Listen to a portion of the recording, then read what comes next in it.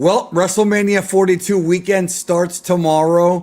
Big weekend for the company, probably the biggest one of the year, but it doesn't really feel like it. So on today's KLB Live, we're going to be previewing officially WrestleMania 42. We're going to go through all the matches, all the build-up, talk a little bit about what's the company's doing, what's going to happen after Mania if they decide to do it. Historically, I feel like this WrestleMania is going to be looked at as one of the ones with the weaker buildup. There's no question about it. 39, 40, I thought were much, much better. 38 was kind of middle of the road. 39 and 40, though, felt very, very fresh. This one, I will give them credit. They're trying, and they tried to pick it up here in the last couple of weeks, but it does feel like there's very little buzz going into this show, especially when compared to the last couple of years. So, Danny Draven, you want to talk about Darby before we move on to WrestleMania, bro? Yeah, no, I thought it was a good little surprise. I think it's important that we have these kind of surprises from time to time. I think getting caught up in the whole, and to a certain degree, we had some of this with Drew McIntyre winning the title from Cody as well. Very unexpected. He got his little run. It was cut short. Cody won the belt again. Now in AEW, we had it with Darby Allin winning the title from MJF. It's a transitional thing, which is okay.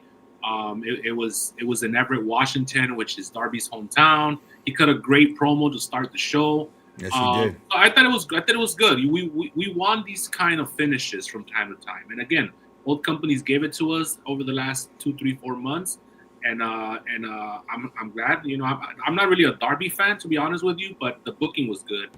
And now again, it goes back to this idea of like anything can happen, especially there's so many number one contenders in AEW right now, or so many contenders for the title. So even Ciampa cut a promo about it. Yeah, and that's good. That's what I'm a mark That's for. good. I like when you have all these guns pointed at you when you're the top, when you're the king. That's how it should be. It should be every guy in the company should want to be a world champion no matter what, even if there's other obstacles or other goals they have. Because like they said in The Wire, brother, if you come at the king, you best not miss. That's one of my favorite lines of all time. So it's good to have a target on your back when you're the champ. Now I do feel like this is very much a transitional thing. We might get a 3-week run, and they might put it back on MJF at the next pay-per-view. It just depends. It depends what they want to do. But the destination to me is still either Omega versus Ospreay in England, or MJF and Ospreay. We'll see. Yeah, I have both good and bad thoughts. I have pros and cons of it. But I wanted to first ask you, I see a lot of people saying that this is like AEW's answer to try to I guess, I don't know if the word is sabotage, but try to get one over on WWE WrestleMania weekend. But before we started recording, I feel like WWE kind of hurt themselves here. I think if they don't need AEW's help to sabotage themselves, bro. They do a good job of it. That's what I'm saying. And even though the Darby moment may have been great for that crowd and for that night and everything, I feel like I don't think it really hurt WrestleMania. WrestleMania is already hurt, which we're going to talk about, as we proceed with this. I did want to give my pros and cons on the Darby thing. So I love the promo he cut. I love the video packages earlier in the night building up the match, and the angle was also good. It was actually a very well done angle. It's been done in the Attitude Era before, but the way that Dynamite did it was very good. And those were things that I liked, and it was a nice surprise to have his family there. As the night progressed, I could sort of start thinking maybe they are going to change the belt, because I wasn't sure if they were actually going to go through with it or not. But I was like, maybe they are going to do a title change. And then when they did it, right, at first it was I was all for it. And the fact that he beat him with the headlock takeover based on the great match they had at Full Gear 2021, which is a great match. Go back and see it if you haven't seen it. However, there were issues with it. And I'm going to tell you what my main issue is. My issues about credibility when it comes to Darby Allin. Here's why. Darby Allin to me comes off like the Spike Dudley of AEW in the sense of he's a guy who's small, does crazy things, in fact, very crazy. And he's a guy who it's not bad to have him on the card because he does have an audience that likes him. But the issue I had is not so much with him winning the title. That's fine. I never had a problem with that. It's more so the fact that when you watch the Omega MJF match, MJF kicked out of the One Winged Angel. Now, in history, it's only happened twice.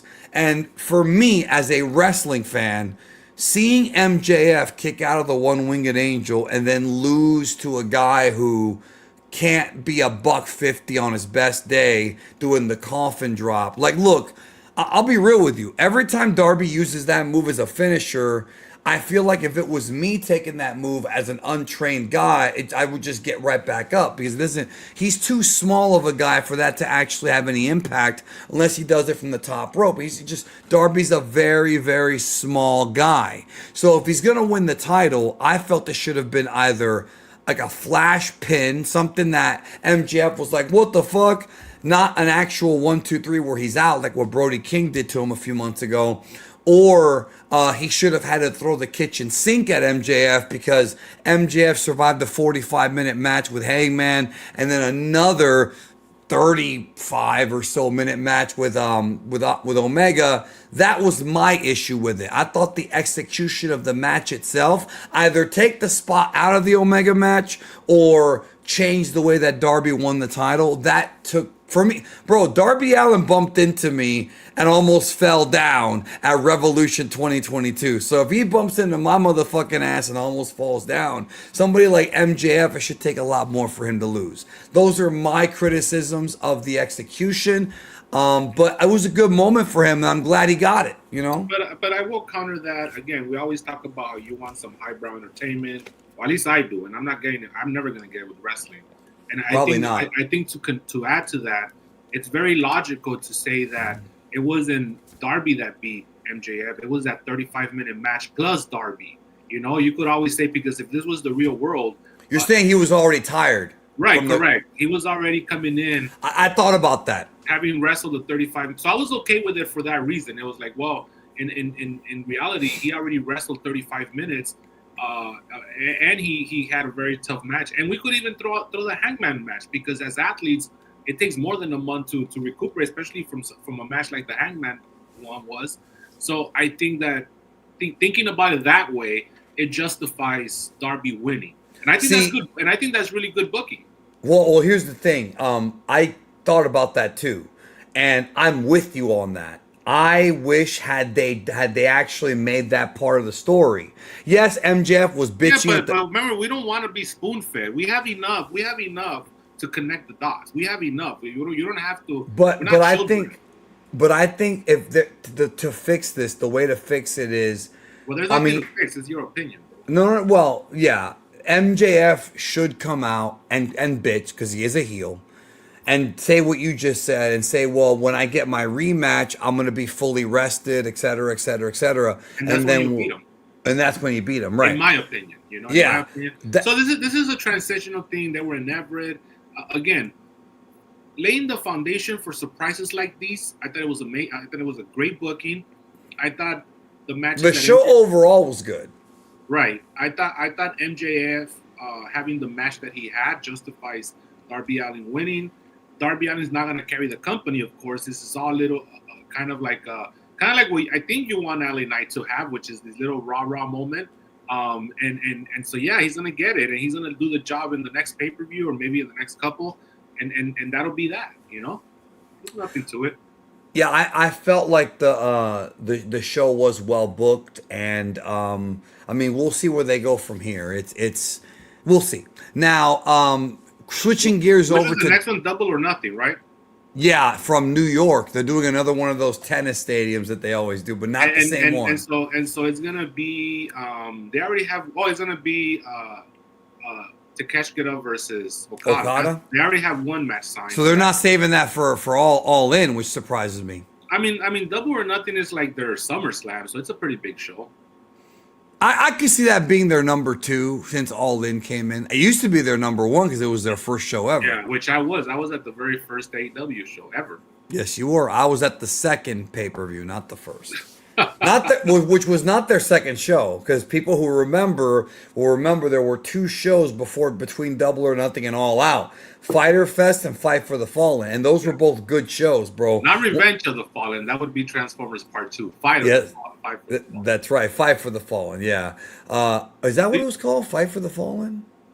Because there's a UFC show also called UFC Fights for the. Oh no, that's Danny, Fights for the Troops. Danny, do you remember who was the voice of the Fallen in Transformers 2? This is an alpha right here, who's no longer with us. How about that for? It wasn't Leonard Nimoy. That was the third one. That was the third. He was awesome in that character. No, it was Tony Todd. Tony Todd was the Fallen. Oh yeah, Candyman. With that voice, you know. Yeah, he's got a great voice. Okay, let's switch gears to WrestleMania. Now, okay, do you want to go match by match or do you want to discuss Raw? Because they really, on Raw, it was their chance to hammer home some angles.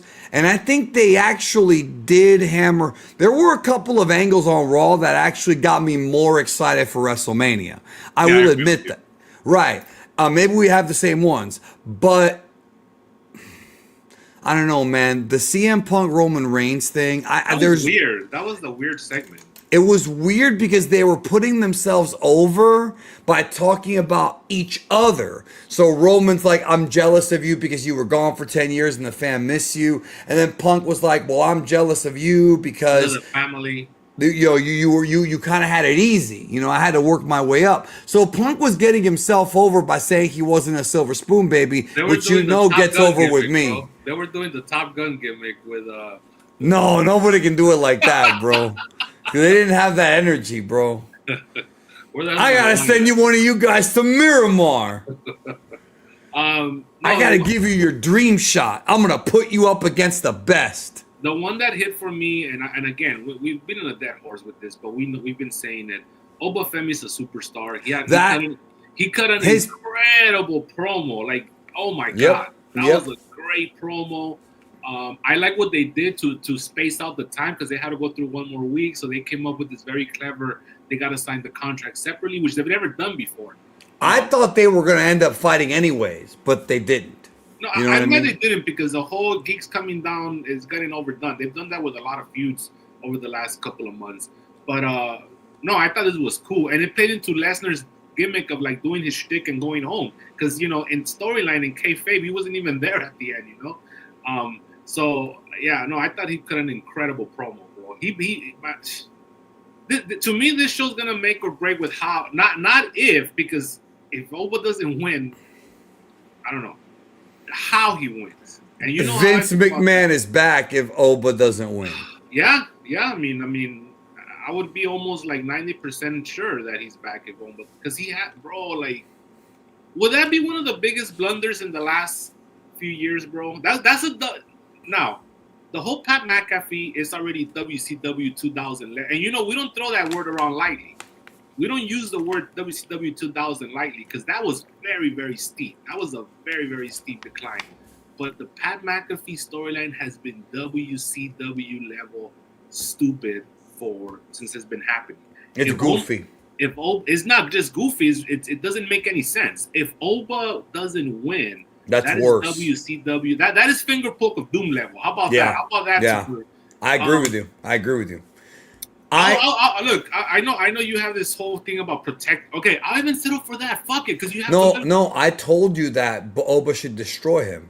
But we know how the business works, right? If Brock's gonna start saying his shit, like so I'm okay. Well, Brock could take the advantage in the first couple of minutes, and then when Oba takes over, it's over. You know what I mean? It's like it's sort of like he jumps him. You know how when you see two guys that are about to fight, and one of the guys starts throwing bombs first, it's because he was afraid of losing the fight or afraid of getting hurt. Which, by the way, folks, in the streets, you throw the first punch. Don't be fucking stupid and wait to get hit and beat up. You also don't want to give the other person self-defense calls to kill your ass either.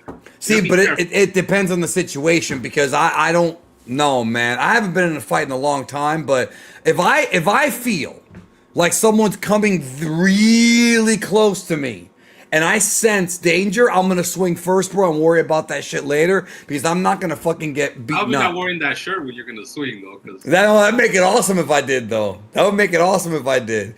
Now, this is not Mickey Mouse. Do you know who this really is? See, let's test your knowledge, bro. that's Steamboat Willie. I don't know. That is correct. It is Steamboat Willie, bro. I'm proud. Mark the Mark will be very proud of you, bro. Maybe episode 4 can start you, bro.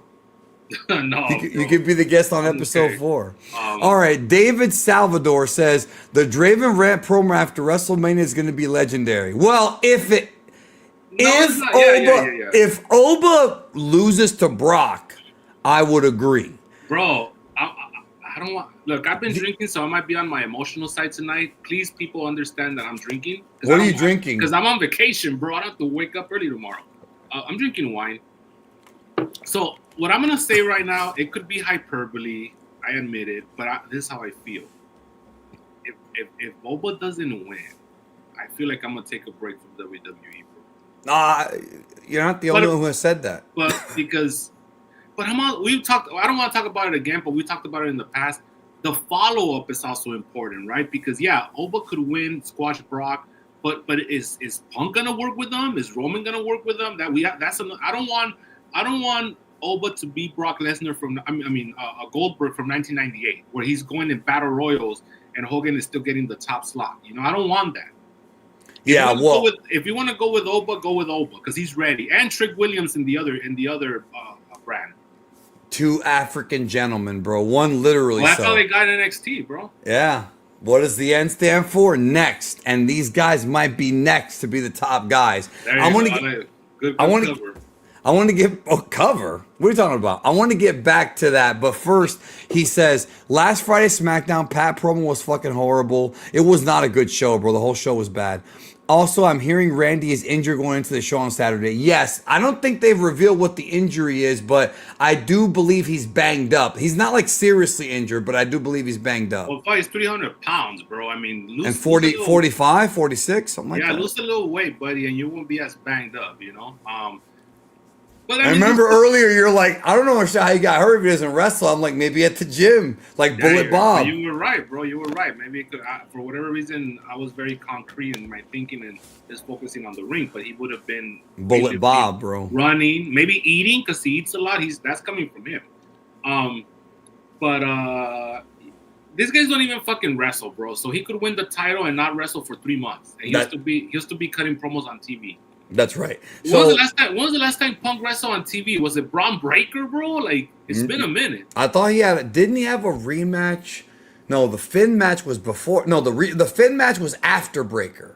Oh yeah, that might have been the last one, the one in Europe. That was in February, dude. They don't even do TV tag matches anymore. Remember how like for Mania builds, they'd always do something wacky like they did Sid and Dick Flair versus Undertaker and Hulk Hogan, bro. Right. So like, why, hypothetically, why couldn't it be, I don't know, Cody and Jacob Fatu against Drew and Randy? Would they ever team up? No, but Aldis could make it so. Like, there's a lot of ways they could do that. That's not really part of Paul's booking. That's a Vinny thing, but that's not really a Paul thing. Well, we see it come back. Vinny's back, bro. Well, that's if Brock wins. Remember, we're on Vinny watch now. That's the thing now.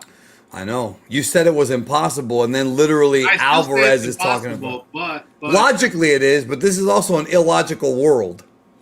But also, that SmackDown got me questioning things, bro. Oh yeah, you did mention that. And so if Oba loses, he's back. This is what I want to say about Oba.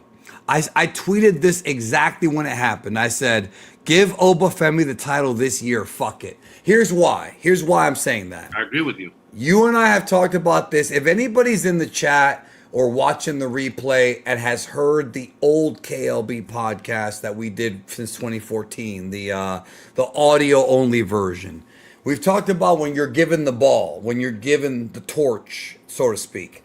Oba Femi already has the look. And him and Brock could work together and be fine, right? We saw it at the Rumble. We saw it on television.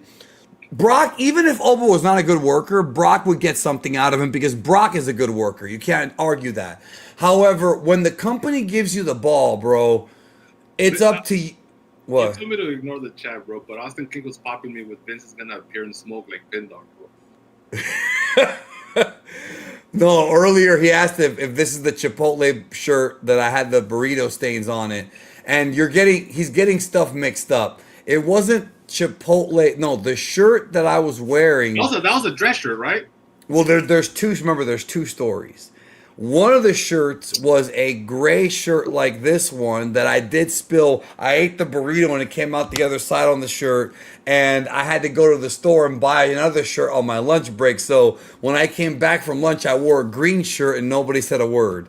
That's one story. That's the thing that's very disturbing. Nobody said a word. Nobody said a word. They didn't notice. Now or they didn't say anything. The second story is the one that pops you. The second story was before that.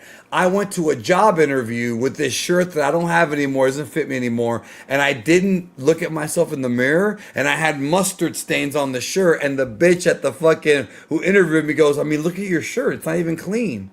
And it was so embarrassing. Remember, you said Tony Khan has shirts like that too, which except he's never been to a job interview. That's the only difference. In his life. So, okay. James Styles says, here's my post 87 question. If Paul gets ousted by TKO, does he ride off into the sunset or does he go to TK for a job? That's not a post 87 question. I understand why you want to ask that question. Do you want to answer? Because I have my opinion. I don't think he goes to TK for a job, not because it's impossible, but because TK is very rigid. Like, he wants to do all the booking. And also they have different philosophies. So it wouldn't work. Like it wouldn't. And during the interview process, I think TK would realize that it wouldn't work. Just like Shane O tried to come into AEW like a year or 2 years ago. It wasn't really a vibe, so Shane O didn't come in. Well, according to TK, all they did was just hang out and talk. So yeah, but in that talking, they were probably talking business, the future. And probably a little bit. It was like, you know what? We don't vibe with our vision. Two Nepo babies, bro, talking about who has a bigger Cadillac. Yeah, but one of them didn't waste all his money in Japan, bro. So no, but he took a lot of guys from Japan with his money. True, bro. He did do. New Japans. But okay, but Paul, he could go. But bro, when Clark Connors won the New Japan title, bro, I asked multiple people, including you, and everybody's like, I don't know who the fuck that is. But we saw him on Dynamite last week. He's one of Will Ospreay's boys. Yeah, the whatever they're called. Yeah, the United Empire, bro. We'll be headlining Collision in 2 weeks. No, I don't think he's gonna make it there. But okay, so here's the reality, bro. Let's say Triple H does get outed by TKO. He's got enough. First of all, he's got enough money from his career that he doesn't have to work a day in his life ever again. He doesn't even have to do the convention scene like the guys that I saw last week, bro. Yeah, Paul Levesque. He has enough money that he's married into money. He's married into money. Not only does he have his own money, he's married into money. She has her money, and even if they didn't even have that money, let's say that he does get outed, he still has Class A shares in TKO. He's still going to make money from having a stock in the company. So Triple H the reality is he's gotten to the level where Triple H will never be broke again for the rest of his life. Right? So even if he does lose his job or if he voluntarily leaves, because for all we know, bro, let's pretend that they put Vince back in. I don't think it's going to happen. He's gone. Let's say that he just says, you know what, I'm voluntarily leaving. He's going to be fine. He'll be fine. He's got a job with Trump in the White House. Like, he'll be fine, bro. He'll be fine. Tricks and all that. Listen, I'm going to tell you this right now, bro. Triple H's ego is way too big to ever work for TK. I fucking promise you that, they wouldn't bro. even need each other. I mean, there's not. No, they wouldn't. But that's what I'm saying is there's no way he would ever work there, bro. So you're saying that he's not gonna have a table next to you and Joey Pants at this convention you're doing in May. I highly doubt that. He doesn't need to. I highly doubt that, bro. So you're saying that Paul's doing better than Joey Pants, bro? I don't believe that at all, actually. Wait a minute. Are you saying Kevin Von Erich's going to be at the convention? See, this guy's the one that fills me in on who's going to be at the convention that I'm a guest on. Because I didn't even know that they were still adding people. Because they added the whole cast of... they added Esai Morales, bro. From Mission Impossible. And La Bamba. There you go. bro. Don't you gotta reverse that, brother. I'll tell you that right now. Bad Boys, yeah, La Bamba's what I remember. That's bro. Didn't you talk about him the other day? Of course, he's awesome, bro. He's gonna be at. Remember, bro, he worked the Mexicans for years. He's actually Puerto Rican. Good for him, bro. Let's see if they actually did add. Not as bad as Lewis. Oh, they added Kevin Von Erich and Ron Simmons, bro. They're still adding people, bro. Not as bad as Lewis Upchurch, who really worked all of us. But. No, he worked all of us. Yeah.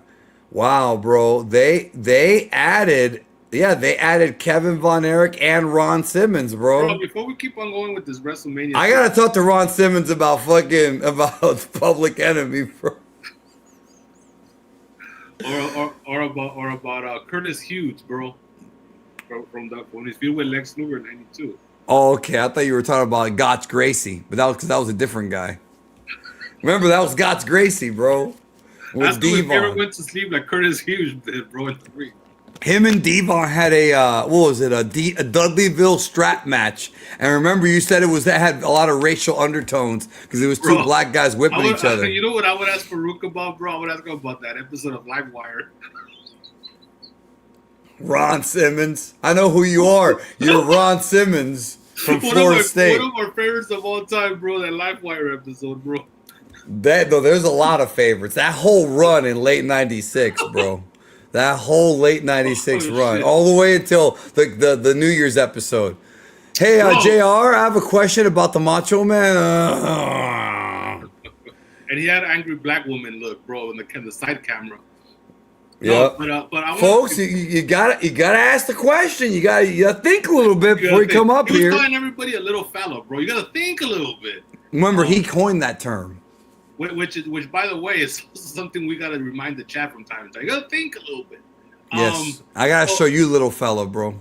So anyway, so before we continue with this WrestleMania, we're gonna sidetrack. I want you to tell me about your weekend. I want you to tell me about what you think about little fella right here that I have the arrow pointed to. Did you see him? You're mean, bro. You saw him on the show, right? Yeah, but you're mean. How am I mean? I say he was a little fella. Because he captured you focused in on him. First of all, I'm not the one that noticed him. Somebody else did, who may be in the chat right now. So let me wait and see. It's like Where's Waldo, bro. It's actually two little fellas in that same picture because the one underneath him is not doing any better. No, what about the one right above him? Come on, bro. That's an African American. No, but here's the thing: when you see the video of this guy, bro. He was waiting for. He had his hands out like this. Who waiting. put the arrow on him? Was it you? Yeah, me. I did that. Me. I put the arrow, bro. You should put the arrow on Jey Uso, bro. I should put the arrow on myself. No, but what popped me is when Jay came out. Right, that little fella went like this, and he was waiting. Right, he was doing this gimmick. Right. What's Eddie Kingston doing there, bro? On the right. That does kind of. No, Eddie Kingston's way fatter than that guy. So he looked. So he looked over at he's waiting for Jay. He's like, and then he started doing it, bro. He was loving life on that show. Bro, did you see how Jey Uso got in a fight with that rapper on that radio show? I heard that he walked out of a show or something. It was all a work. It was a work, right? Yeah. Yeah. He started giving them shoot punch. No, there was an actual fight in the studio, but he started giving them shoot punches, and then he's like, "Oh, see you at WrestleMania." I'm like, come on. All right. They're getting desperate, aren't they? No, but tell us about your weekend with the superstars, bro. Well, I went to. Which I'm very happy you did that, bro. I put you over on the tail. I was like, you know what? I'm glad he's doing that. You said it the last time I went there too, bro. No, I know, but I mean, come on. Sometimes you Why do you bury me when I'm the guest at a convention in May, but you put me over when I'm an attendee? Think about that. That's weird, isn't it? No, it's not weird because you're putting the acclaim on the wrong part. Look, the reason why I put you over for going to this convention is because you're treating yourself. Your self-care. You're saying I'm worthy of going to this convention and having a good time. The other side of I haven't buried you for going to the convention, bro. I'm very proud of you for being a guest there. But the thing is that's kind of like, I'll tell you off air. I don't want to talk about it right But Well, the thing is, I was invited and I couldn't make it last year because of my health issues. But this year, I didn't want to say no 2 years in a row, and I do feel a little bit no, better. and So. that's good. I'm glad you're a guest, which is awesome, right? But Yeah, you're I have to work. I have to do panels. but to me that's like it's That's work, fun. bro. It's You're fun. like this, but you're also like a workaholic, which is not really a good thing, but you think it's a good thing. But that's a Not conversation. lately. Not But lately. it's a conversation you have a hard time with is treating yourself like saying I deserve this, and going out to a convention and meeting all these great stars. Or eating a burger con pan. Yeah, but I mean, you have your reasons, you know. So I did that at the convention, bro. It was good. oh shit! So you didn't even share that. You should have put the picture of the burger. And said, I should have. Oh my! I didn't even think of that. It was Well, one of those fucking food trucks parked outside, you know, the carnies, where the burgers like fucking $12 and shit. I know exactly what you're talking about, bro. I know you do. Yeah, you know they're carnies, bro. The burger's $12. So no, so okay. So the reason why I was very proud of you is knowing who you are. Is more difficult for you to treat yourself to go and be an attendee than going and working, because you could work. You always work. Like I said, you're a workaholic. So that's why I was like, that's cool, because both of them have value, right? Both. Of And them have actually, value. I was supposed to work that Saturday, but I took it off. I was supposed to do a stream that Saturday. See. And you have lifelong memories. I've never met Colonel Rob Parker. I wish I Oh, had. he was awesome, bro. He told me a Haku story. That's the best part. Bro, I heard that when you took a picture with him, you felt something tap your knee, bro. You thought it was his leg, but it wasn't. No, I knew what it was, bro. And I knew what it was. It was his. Did leg. I tell you that I came this close? Okay, I have to be careful how I word this. So Hog and Pig were there. That wasn't me and Sonny in the elevator, right? No, it was better. Tex Slashinger and Shanghai Pierce were there, bro. Hog and Pig. And let's just say that the BBK crew. there may have BSK. There may have been a blunt passed around at the event, and I may have partaken There you go. in that. Now, there's a lot of stories about the convention, bro. I talked to Jerry Lawler about Memphis, and first of all, he didn't look very good. I'm gonna be real with you. Did you tell him about the cat, bro, and how hot she used to be back in the day? Who? The Oh cat, no, the bro. cat. No. I didn't bring that Miss up Kitty. because that's a breakup. I don't want to bring that up. But even though it was 100 years ago, but I was just gonna tell you, bro. He did not look that like he did. So we he got him looked, for about a year more. You think? I don't know, man, but he was moving really slow and like he did not look healthy. But he did tell me that he still goes to breakfast every weekend. Every 2 weeks he has breakfast with Dave Brown, bro, in Memphis. Classic, bro. And that put a smile on my face. I told him about Lance Russell, bro. I told him all the shit that I loved. And I told him about our show. And no, the one that I told about our show was Jacques Rougeau. You're gonna like that one, bro. So then I moved on to Dutch. And I talked to Dutch Mantel. I got pictures of all these guys, bro. I just haven't put them all up yet. So Dutch Mantel was cool because I like his podcast. I'm a mark for it. And he doesn't walk, right? He has like a wheelchair. He has the wheelchair. Yeah, but he's gimmick. like 80, right? He's old, bro. I don't know, man, but I know that I did tell Jerry about how I watched the feud between him and Dutch from '90, and I said that was a great feud, except you were missing Lance Russell because he was in WCW at the time. And he's like, yeah, it really needed Lance. He's the only one. So that was cool. He walked right by me later, bro. I should have asked him more questions, but I don't like bugging these guys, bro. Like, I don't like... Especially because their brain is gone. Well, I just, I don't like going up to them and, Yeah, a lot of them are. Then I moved on to Jacques Rougeau, and I told him that we named our podcast after him. And I asked him I actually brought this up. I go, at Survivor Series 89, when Dusty hit you with the bionic elbow, you jumped in the air and somehow you floated in midair for at least like 4 seconds. How'd you do that? He goes, I don't remember any of that. I was like, of course you don't. He doesn't remember it. Of course not, But I bro. was being honest, bro. Of course he was, Because bro. he could have worked you. He could have worked you and given you like, oh, I did this and I did that and I did this and I like it. But he just said, Okay, there's the other thing. He doesn't have that strong of an accent when I talk to him, bro. It was not that strong. So you're saying the accent was working us. I think so, because it wasn't that strong. That's one thing. And then I fucked up. I didn't bring up Raymond, bro, but I should have. The other alpha. But okay, but here's Well, they're the all thing. alphas. Remember, the dad is an alpha too. Yeah, the G senior. But here's the thing about him, bro. He was in the full Mountie getup, right? And I told him, I was like, you know, the Mountie. I told him, I said, you were the first one to ever give the middle finger on WWF television before Austin and before Nash. Here's the finger, and it popped him. But I told him, I was like, I'm And more of a. he had the cattle prod in the picture you showed me. Yeah, he was gonna shock me with it, bro, but they didn't have KD with the sound effects. And remember, the same sound effect for the cattle prod, the same exact one they used when the Undertaker's casket blew up at the '94 Rumble, bro. The Yeah, same one. My ND brain picked up on that when I was a kid, bro. and wasn't that the buzzer in some Royal Rumbles, bro, as well? No, because this one was yeah, yeah, yeah. Because some Royal Rumbles have the buzzer, some have the horn. It depends. Right, right. Yeah, somehow I forgot when they changed it, bro. So I talked to him about that, and but I told him, I said, I'm more of a market for the Rougeau brothers, right? And then I talked to fucking the Hog and Pig, right? And they were cool, bro. They were. I'll tell you what, Henry Godwin does not look anywhere near the way he used to, bro. He's got a full beard, just different guy. He looks kind of like a bigger, less stature, bro. MAGA, bro. I'm sure they're Oh, MAGA. you know who else I saw was Lord Humongous. I didn't talk to him though because it was quick, but he also looks like Les, bro. Another alpha. Well, he's really a now. He's up there with the Elder Gods alpha. Remember Because less bro, that. he's about as old as they are too, bro. Less that, bro. But he Yeah. still fucks women. He told us. No, that was a few years ago, bro. So with Hog and Pig, right? But you should have told. You should have told. Okay, so we know that Hog is Orpheus, Henry Orpheus Godwin. But with Pig, I didn't. We said it was Ignacio. Ignatius, yeah. But- I should have asked him. Fuck, I should have asked him, He's gonna bro. be like, I don't remember none of that shit.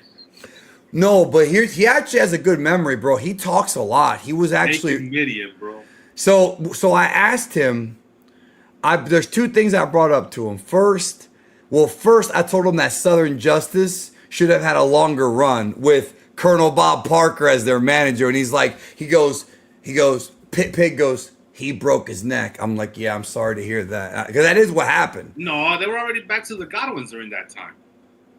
No, he broke his neck. Didn't he break his neck? Yeah, but when he took the Doomsday device and broke his neck in '97, they were already back to the Godwins. They went from Southern Justice was after the Godwins. That was '98. Oh, you're right. Yeah, Okay. that was '98. Because he even goes, them damn Road Warriors. So here's the They're part both that. dead now, so he got the last laugh. Well, here's what pops me, and it'll pop you too. If you saw Dark Side of the Ring, remember the story about the slop bucket? Yes. So they told the story in more detail. They actually told what happened, like from their own words. And basically, I think Pritchard went up to him and said, "You're slopping Sonny tonight." Now, Hog revealed what's in the slop They had bucket. semen, didn't they? Well, he revealed what's in the slop bucket, right? Originally, the regular slop bucket, right? The regular one, but not the sunny one. The regular one is lettuce, milk. It's all like regular food. So if somebody, the one that Hog threw on Jerry Lawler at the Royal Rumble '96. right, any of the ones, right, that Hog did, right? But the sunny one, this is what he told me. So Pritchard went up to him. Actually, I'm gonna get to that because he was mentioned. But he didn't take the shit on it. I'm gonna get to it. He Okay, basically wonderful. said okay. So Pritchard told him that he's slopping Sonny.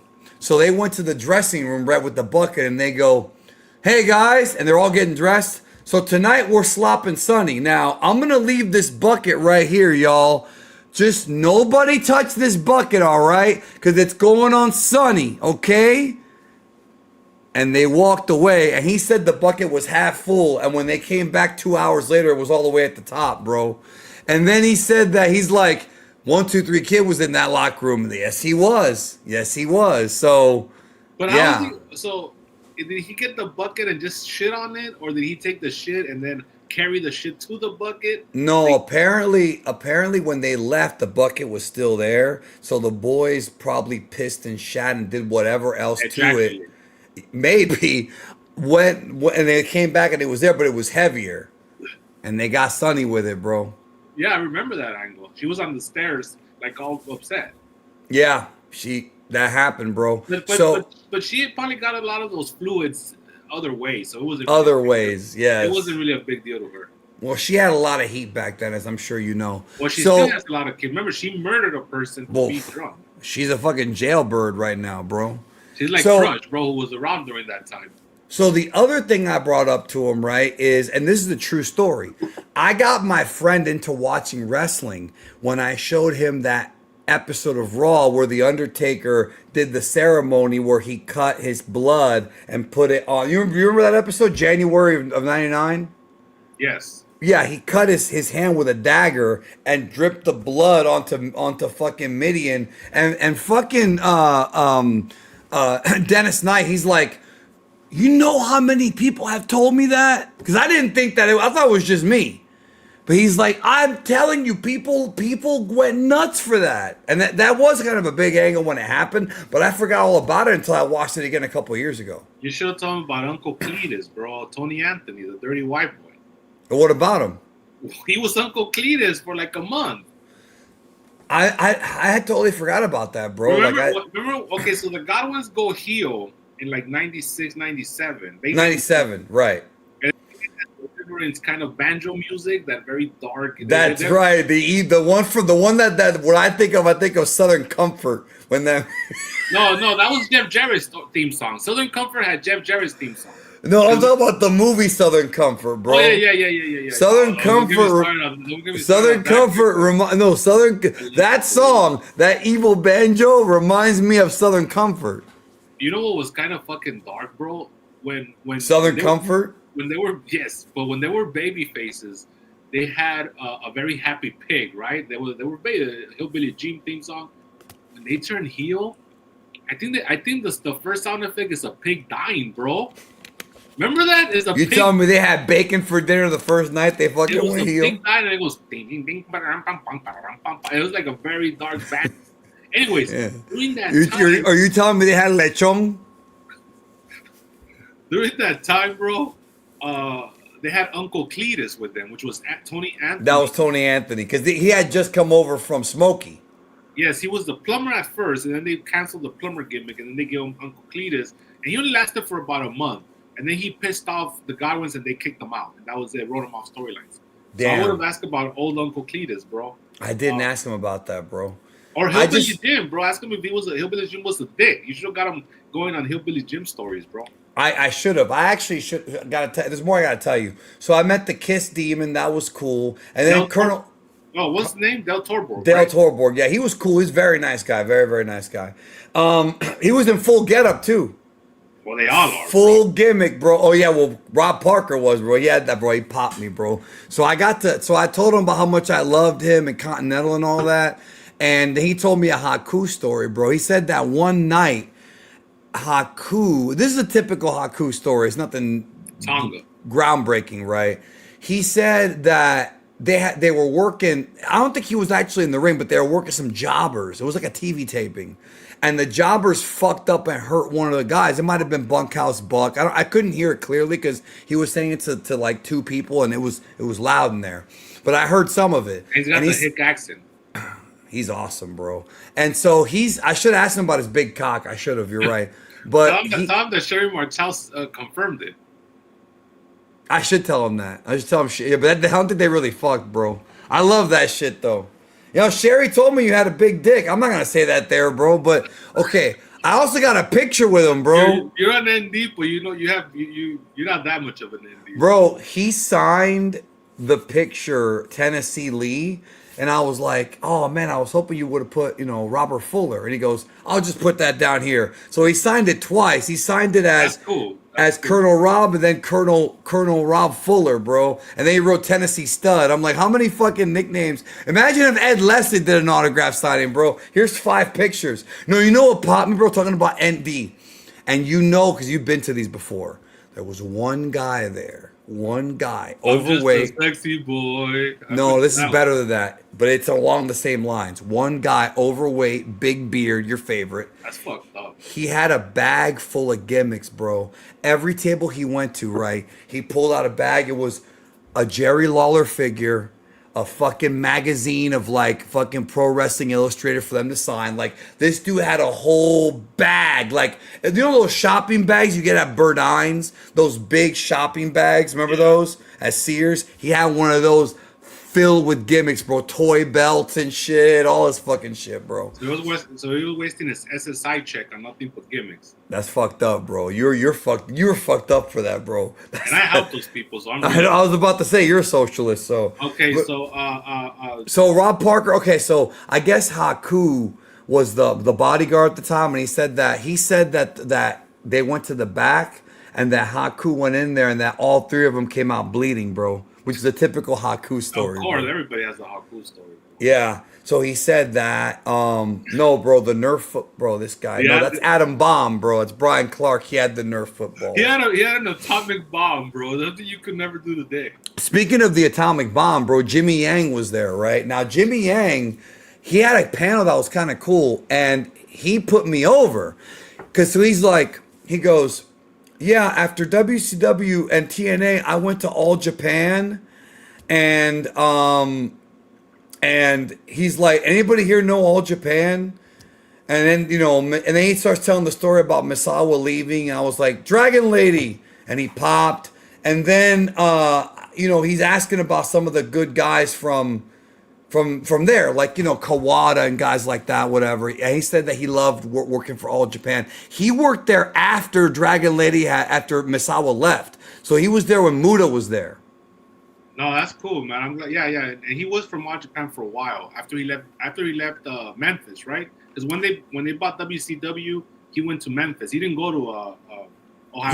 He went to one of those, and then he went back to WWE later. After he had his All Japan run. Yeah, he told the story that he actually was gonna stay in All Japan, but they gave him a good offer, so he came back to the States because he said he liked it. Can you put up Joe 3051's question? Okay, well, I'm gonna say this. And Daniel will agree with me. The first season is awesome. That's 5 episodes. The first season for 6 episodes. Oh, and this is a good question because it just came out that Shudder is actually gonna get these. Shudder's gonna start showing these, bro. So they're gonna be introduced to a whole new generation. If you have the Shudder app, or if you don't, if you like horror movies, get the Shudder app, and they're gonna start showing these. I think next month. That's probably why they fired Joe Bob Briggs, but that's a whole different story.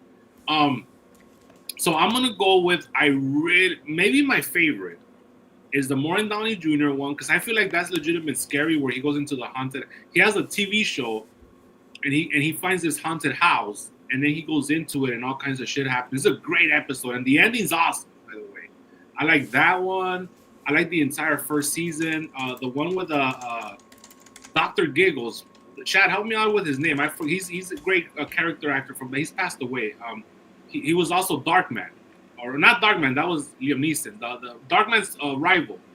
You talking about Durant? Yeah, he plays the Santa Claus. He was Santa Claus in the second episode. Right. That was another great. Larry Drake, I think his name is. Larry Drake. Thank you. You're right, Larry Drake. Yeah. And then also, obviously the Billy Sadler one, the man who was dead. That was episode 1. My favorite is and always will be the Demi Moore one, bro, with the fat guy. That's my favorite one, bro. What about the Arnold one, bro, where he's Arnold bodies? That's the one right after it. That's my other favorite. But Dig That Cat is also up there. See, that's season 1 and 2. That's still early in the show. Also, the finale that was animated, I remember being pretty fucking funny. I'll throw one at you, bro. Remember the one with Lance Hendrickson where those guys are betting outside they're playing poker. But that one got silly at the end because their whole body parts are gone and they're still playing poker. I like that though. I liked it because it was wacky. More comedy. It was more comedy. It was more comedy, yeah. Or the one where the guy falls in love with the chick and then he dies. I'm not gonna spoil the ending because I really don't want to. It's a great ending. But it is the lesson in trying to find love and being stuck with somebody you don't want. That's the lesson of that episode. Yeah, and then and then they have the one with Bill Paxton, the one where the ice cream man, where there's a lot of great. What about the Bobcat one with the puppet, bro? I love that one, dude. That's a weird one. Well, it's also Don Rickles. Don Rickles is the mentor of Bobcat. Right. He's the puppet master. No pun intended. Because I'm gonna want to spoil that. No, we're not gonna spoil it. because he's gonna come on and Shudder. But Don Rickles has a puppet. We'll just say that. And then Bobcat looks up to him and he wants that puppet, and then shit happens. And watch the episode. Remember the Siamese twin one? That was a fucked up one too. Yeah, with that one ugly guy that we see in a lot of movies. Yeah. No, that wasn't it. No, that wasn't it. The one where they that was Joe Pesci where they split him. Yeah. Yeah. But you know what I like about the Tales from the Crypt, bro? The casting. They would get some A-list actors. Well, I mean, Robert Zemeckis and Richard Donner were the producers, so and Joel Silver. I mean, that's as A-list as it gets. Everybody, if you go to Wikipedia and look at the list of actors, it's like endless, bro. Like, Michael J. Fox never did one, huh? I'm surprised. But I thought he did. Or maybe he did, and I'm forgetting it. Well, I mean, I can't blame you because there's so many of them, dude. Yeah, because if you go to the Wikipedia for Tales from the Crypt, there's an entire section on just celebrities that did it, right? Jeffrey Jones, we can't talk about him anymore. Anthony Michael Hall, Amanda Plummer, Adam West, Bill Paxton, Billy Zane, huh? No, I remember Bill Paxton and of course Billy Zane. But which one did Adam West do? I forgot about that. I don't know, but I'm just looking at the list right now. I'm not going to go look what episodes they were in. Cheech Marin, Christopher Reeve, Clancy Brown, no surprise there. Cynthia Gibb, Dan Aykroyd, Daniel Craig. Wow, Daniel Craig did one? But a pre-fame that, like, you know. Yeah, Demi Moore, that's my favorite episode. Ernie Hudson, Esai Morales, who I'm going to meet very soon. Ewan McGregor. You said Brad Pitt already? Did I say Brad Pitt? I did not. And Brad Dourif. Yeah, Brad Dourif. I remember his episode. Bob Hoskins. James Tolkan, bro. Of course, yeah. He did one. Yeah, I mean, the list goes on, bro. Like, it's actors from Arlie Ermey, Miguel Ferrer. Yeah, Michael J. Fox did do one. Yep. Okay. Yeah, because I have the whole seasons on DVD. Yeah, I have every episode as well. Not on DVD because apparently the DVD is hard to find. Apparently. No, you can find it on eBay. It's not that expensive, but they never transferred it to Blu-ray, right? Because of the rights issues. Like different people are saying they own it, so it's only on DVD. Shudder may actually do an upscale then. Oh, they already announced it. They're going to do an upscale. Because all the streaming services, well, not all, but a lot of them do that. So you know it's gonna be on the torrents, like upscaled and shit. Once Shudder puts them out, I just hope to God they don't edit them, bro. That's what I'm hoping. Why would they do that? The Shudder edit stuff? Nah, they don't do that. But you never know in today's fucking post-87 pussification of America's age we live in. Anyways, thank you for that conversation. I always love talking about Tales from the Crypt. All right, so what I was gonna real quick, they both can be pretty bad, bro. That's.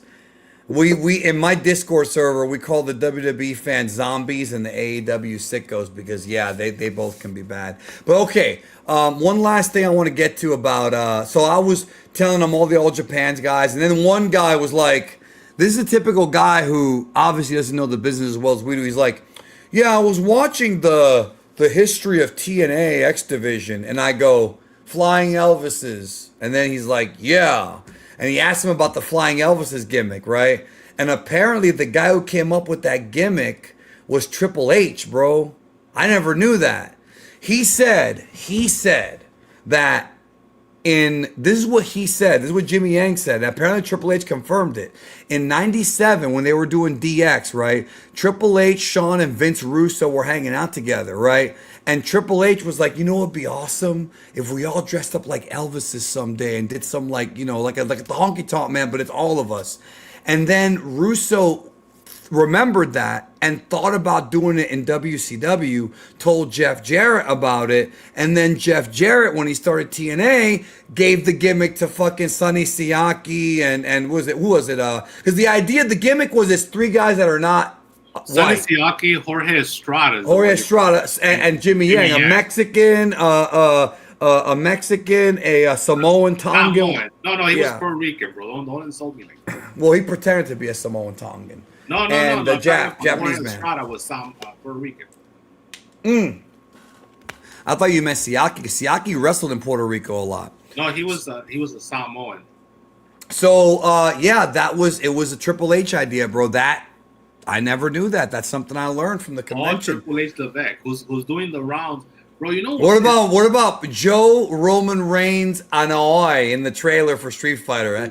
That's doesn't him even make now. any goddamn sense. But here's what annoys me. Joe Roman First of Reigns all, Anoa'i. they had an interview with Joe Tessitore and Triple H. On I saw WWE. some of it. And I'm thinking, how fucking stupid and political is it that you're interviewing your boss? There's no way it's gonna be a good and it wasn't. It was all he was kissing his ass. It was the typical like, Fluff. oh, We call him fluff. so this year, you know, You're being awesome. What How do you do what it? has made this year so different for you? Behind the typical questions they always ask. Yeah. But you know what? Somebody in the chat earlier asked about the promo that you're gonna cut, and folks, you gotta hold on because Me? Danny's gonna cut the promo post Stephanie McMahon Hall of Fame induction because they're gonna. That's gonna. I could cut the promo now, but I could wait till after too. I don't. No, give a whatever fuck. you want because it's gonna annoy me. You know, it's funny because different things trigger us in different ways, you and me. For whatever reason, I don't give a fuck because I'm disconnected from the Hall of Fame. But you're very annoyed, and I agree with you because the way the lies that are gonna come out. She was the first woman that did this. She spearheaded the women's revolution. If it wasn't for her, we wouldn't have what we have today with Stephanie Vaquer and Rhea Ripley. Same shit they did with Michelle McCool, bro. How funny is it that ever since Paul and Take became executives, it just so happened that 2 years in a row their wives get inducted into the Hall of Fame? But what about if she? What about if It's she? all headlines- bullshit. What about if she headlines over Alan Jones, bro? I think she might. I think that's possible. I have a feeling, bro, that they might actually start with Alan Jones. Damn. Because they've done that before. Yeah, but I don't know. He should headline. I mean, Accent's match. should headline. Darsaw and Bill Liddy should not. Historically, they have the most. They've done the most out of anybody in the class. Well, No, Sid, not if he AJ, was, bro. if Come Sid was alive, you know, which they had their chance. I don't know she. They had their chance, bro. Um, Let me see if I can find. I have to talk about this. I have to, Bro, have you noticed that they started promoting Bad News Allen and Sid as legit members? Like it seems like they're gonna induct them legit now, not the legacy clans. Well, Because- good for them, but Well, who's gonna talk though? Is Bad News Allen has kids or what? I don't know. I have no idea. I think he has a daughter. All right, I gotta talk about this, bro. 800. It's just the absolute. Some marks are gonna buy that, bro. The absolute narcissism. Post 87 shit. The absolute narcissism and ego that it takes. This is like you making your own belt, bro. To put in a Dragon Ball on it. I would never do that. But if someday I do it, please buy it. I'll take the NWA title, the 10 pounds, and instead of the ball in the middle, I'll make it a Dragon Ball. Yeah, there you go. And you're gonna put N on one side and D on the other side, bro, as the side plates. You know what? I would do something like that, bro. Bro, isn't it retail for 800? But if you sign it, it'll go up to 900. 1,000. 1,000. No, All no, right. you gotta do the old gimmick. This is the old gimmick, bro. You're gonna have your $800 Dragon Ball belt, and you're gonna be like, remember, we gotta learn from Don West, bro. You're gonna be like, no, you're gonna have somebody on your. Remember that. That's right. Wait, was that the 1,000? calls? The calls are. I can't go 1,000. You want me to? No. You want me to drop it to 1,000? No. Wait a minute. No. Yeah. Ladies and gentlemen, I can't believe what I was just told. Originally, we would sell this for $1,200. But tonight only, in the next Tonight hour. only. In the next hour. And if you're on hold, just be patient. We're gonna get to all of you. We're gonna get to all of you. Yeah. $1,000. And then it's gonna be like, wait a minute, I'm getting something else. He's not gonna sign. Oh, but sign is gonna be more. No, he's gonna sign it for $1,000 signed, and you're gonna get a discount $200. Love this, man. Can you hear this? Yeah. You can hear it. All right, let's No. get to Don, bro. But I can't hear it. Oh, you can't hear it. No. My bad. Let me fix that because I know this can be a pain in the ass. I'm gonna get back to cutting the promo on Stephanie in a minute, but first, this because this always puts a smile on my face. In a rough out of this thing. $139. Another one gone. Another one gone. VHS, folks. Here's a 93-94 Skybox. Series 1 set. SF2554 El Grande Basketball Special. El Grande. El Grande. 93-94 Fleer. This is when he had the Series Jake Roberts 2 mustache, set. bro. Are you ready for this? Bro, he had to be on coke. $159 first 40 callers. Here's a 93-94 Well, you know Fleer something Series for everybody. 1 set. So you're getting the complete Fleer set.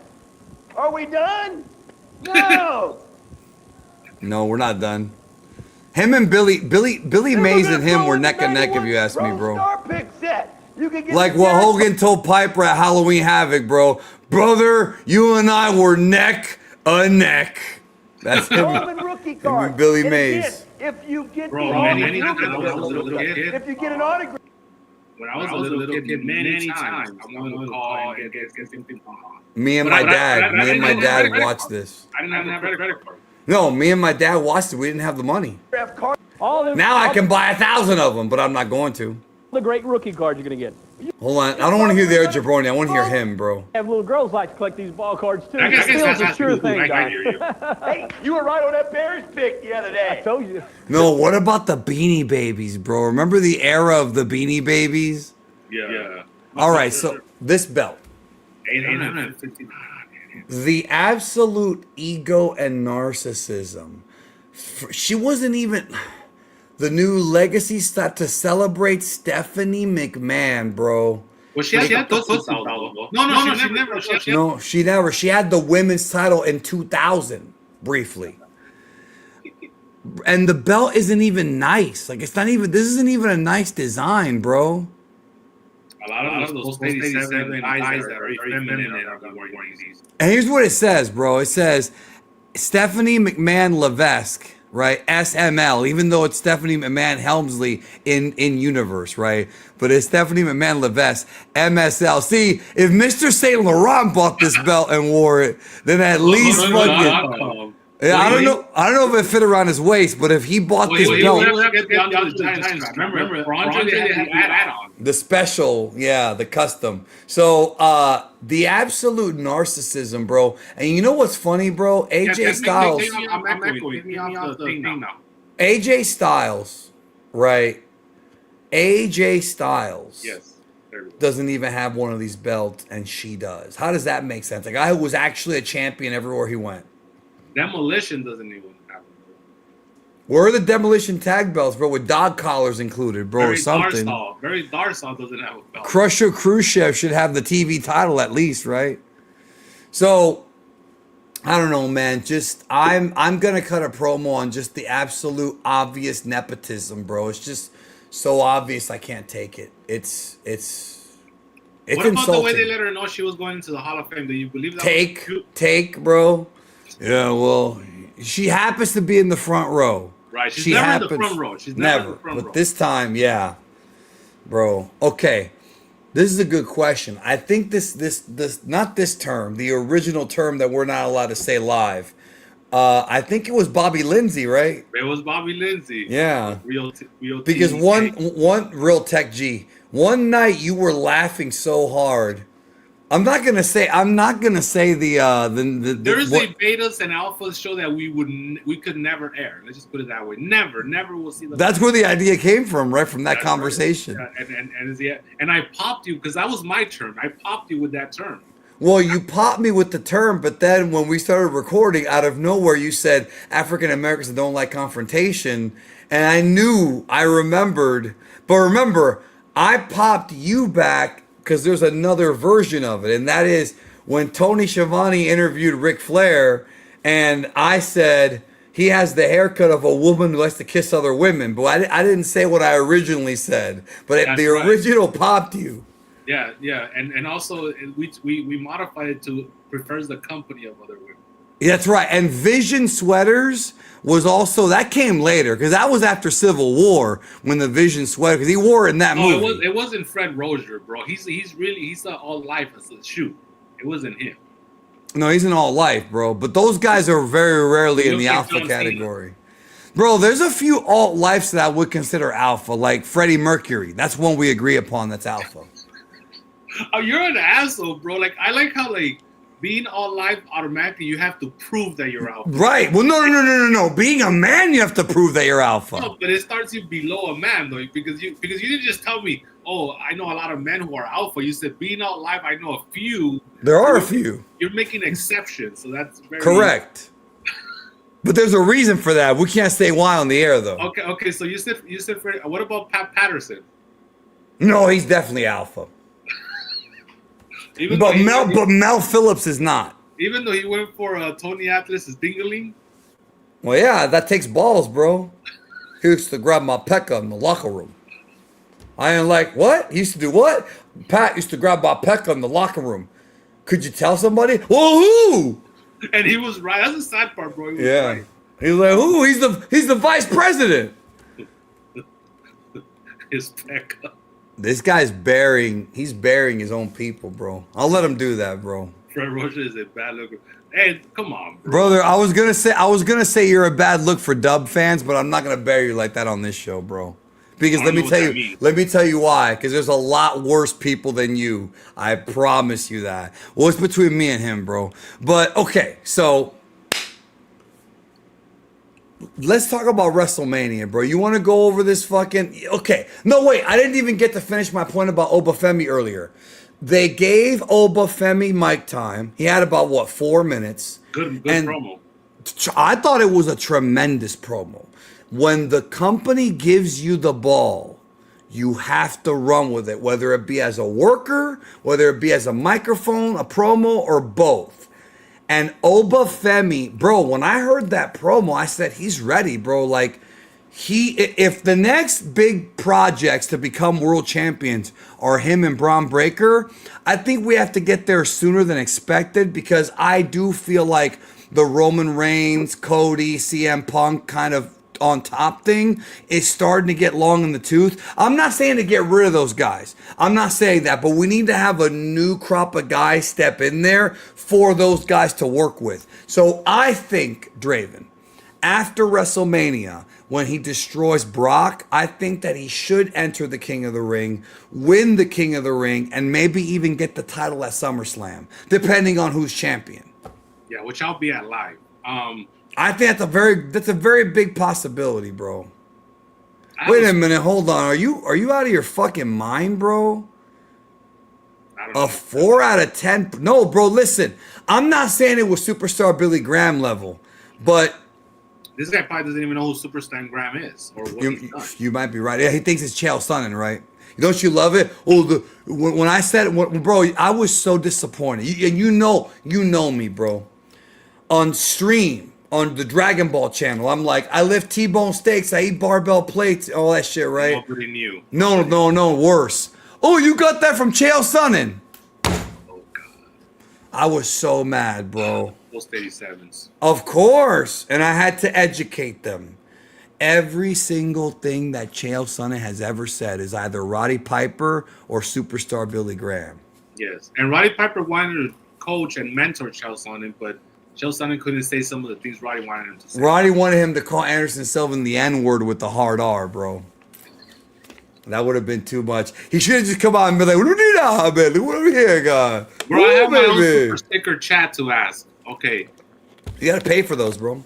Who would you rather babysit your kids? Chris Benoit?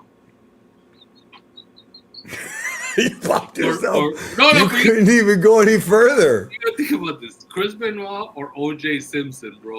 O.J. Definitely O.J. O.J. would never kill a kid. Well, we don't know that. No, he wouldn't kill a kid, bro. I think Goldman was still a kid. He was 24 years old. Yeah, but that's not a kid. No, I don't think O.J. would kill a kid, bro. Come on. Well, we know Benoit would. Right now they're both in the big ring in the sky, bro, but they both committed atrocities that I certainly would never commit.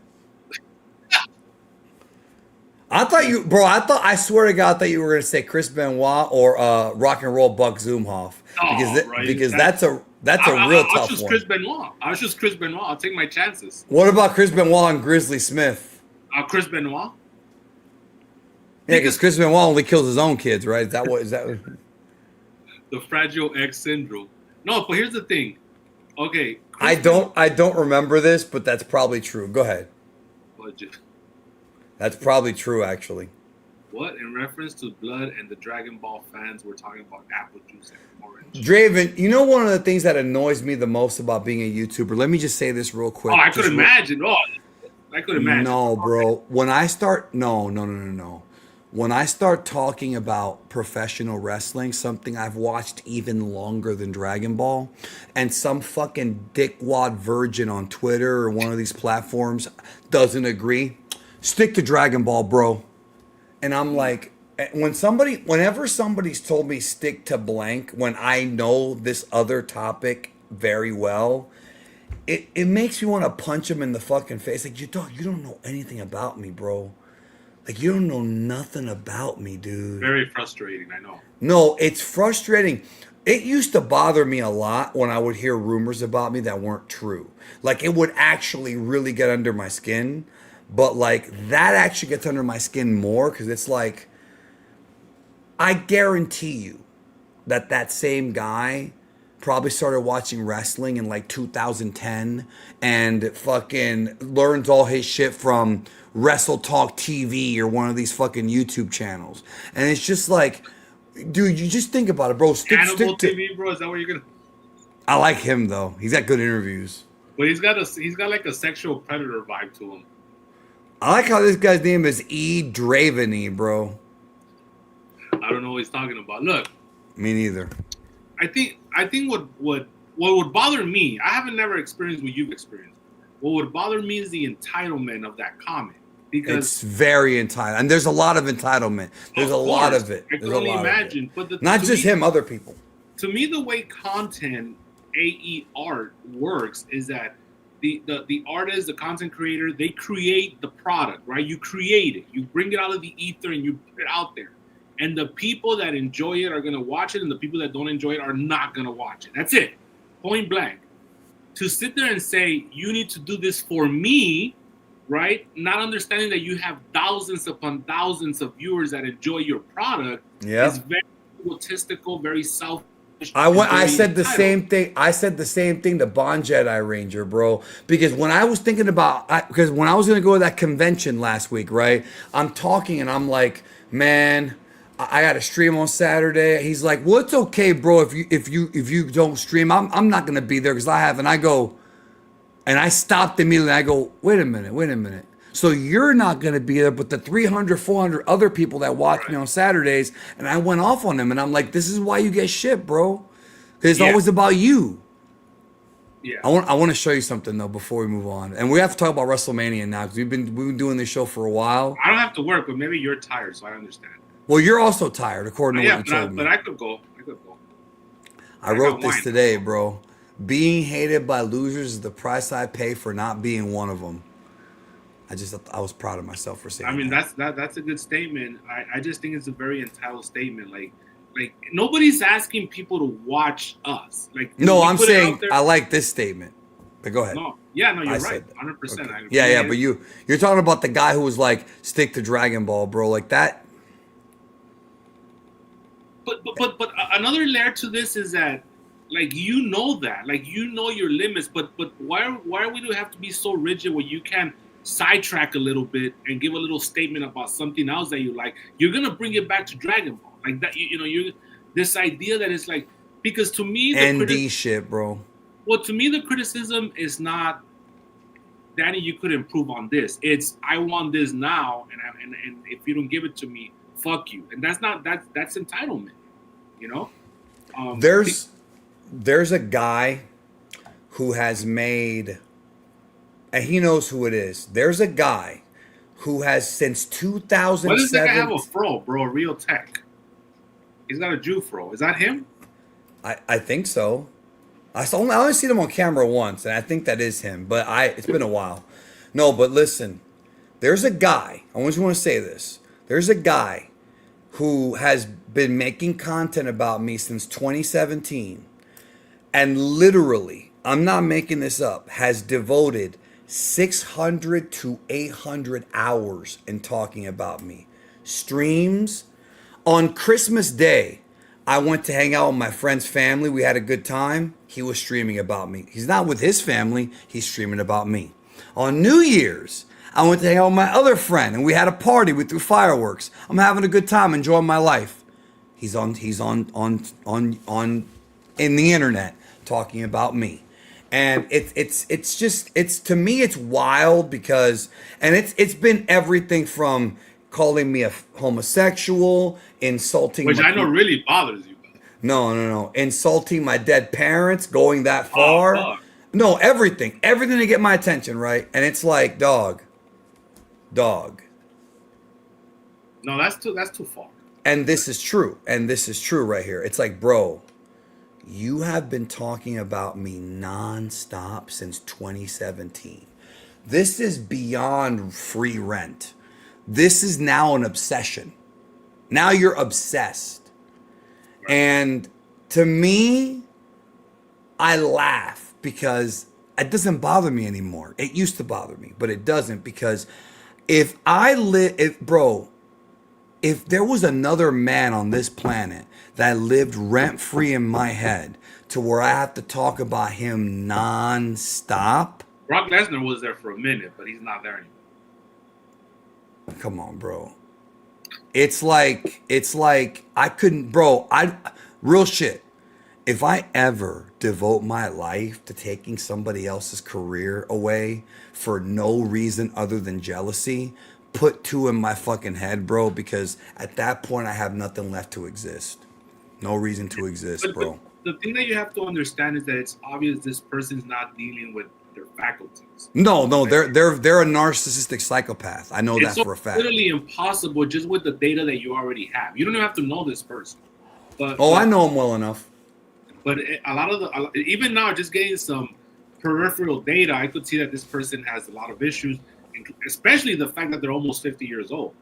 You know, and so it's like when you have something going on in your life, you just don't have time for this. It's impossible. When you're actually making money, not pretending to make money and pretending that you have wealth. I'm not gonna agree with that statement. That's very. But you would agree. No. You would agree you would agree when he goes around saying he makes $200,000 a year when I know he makes $40,000. See, it's bad when you make your life about money, but it's worse when you pretend to make your life about money and you're not even fucking making it. That's bad. Yeah, that is bad. Because he's lying to himself. You know what I'm saying? Like, at the end of the day, we shouldn't lie to ourselves. That's the worst. That's very disrespectful to yourself.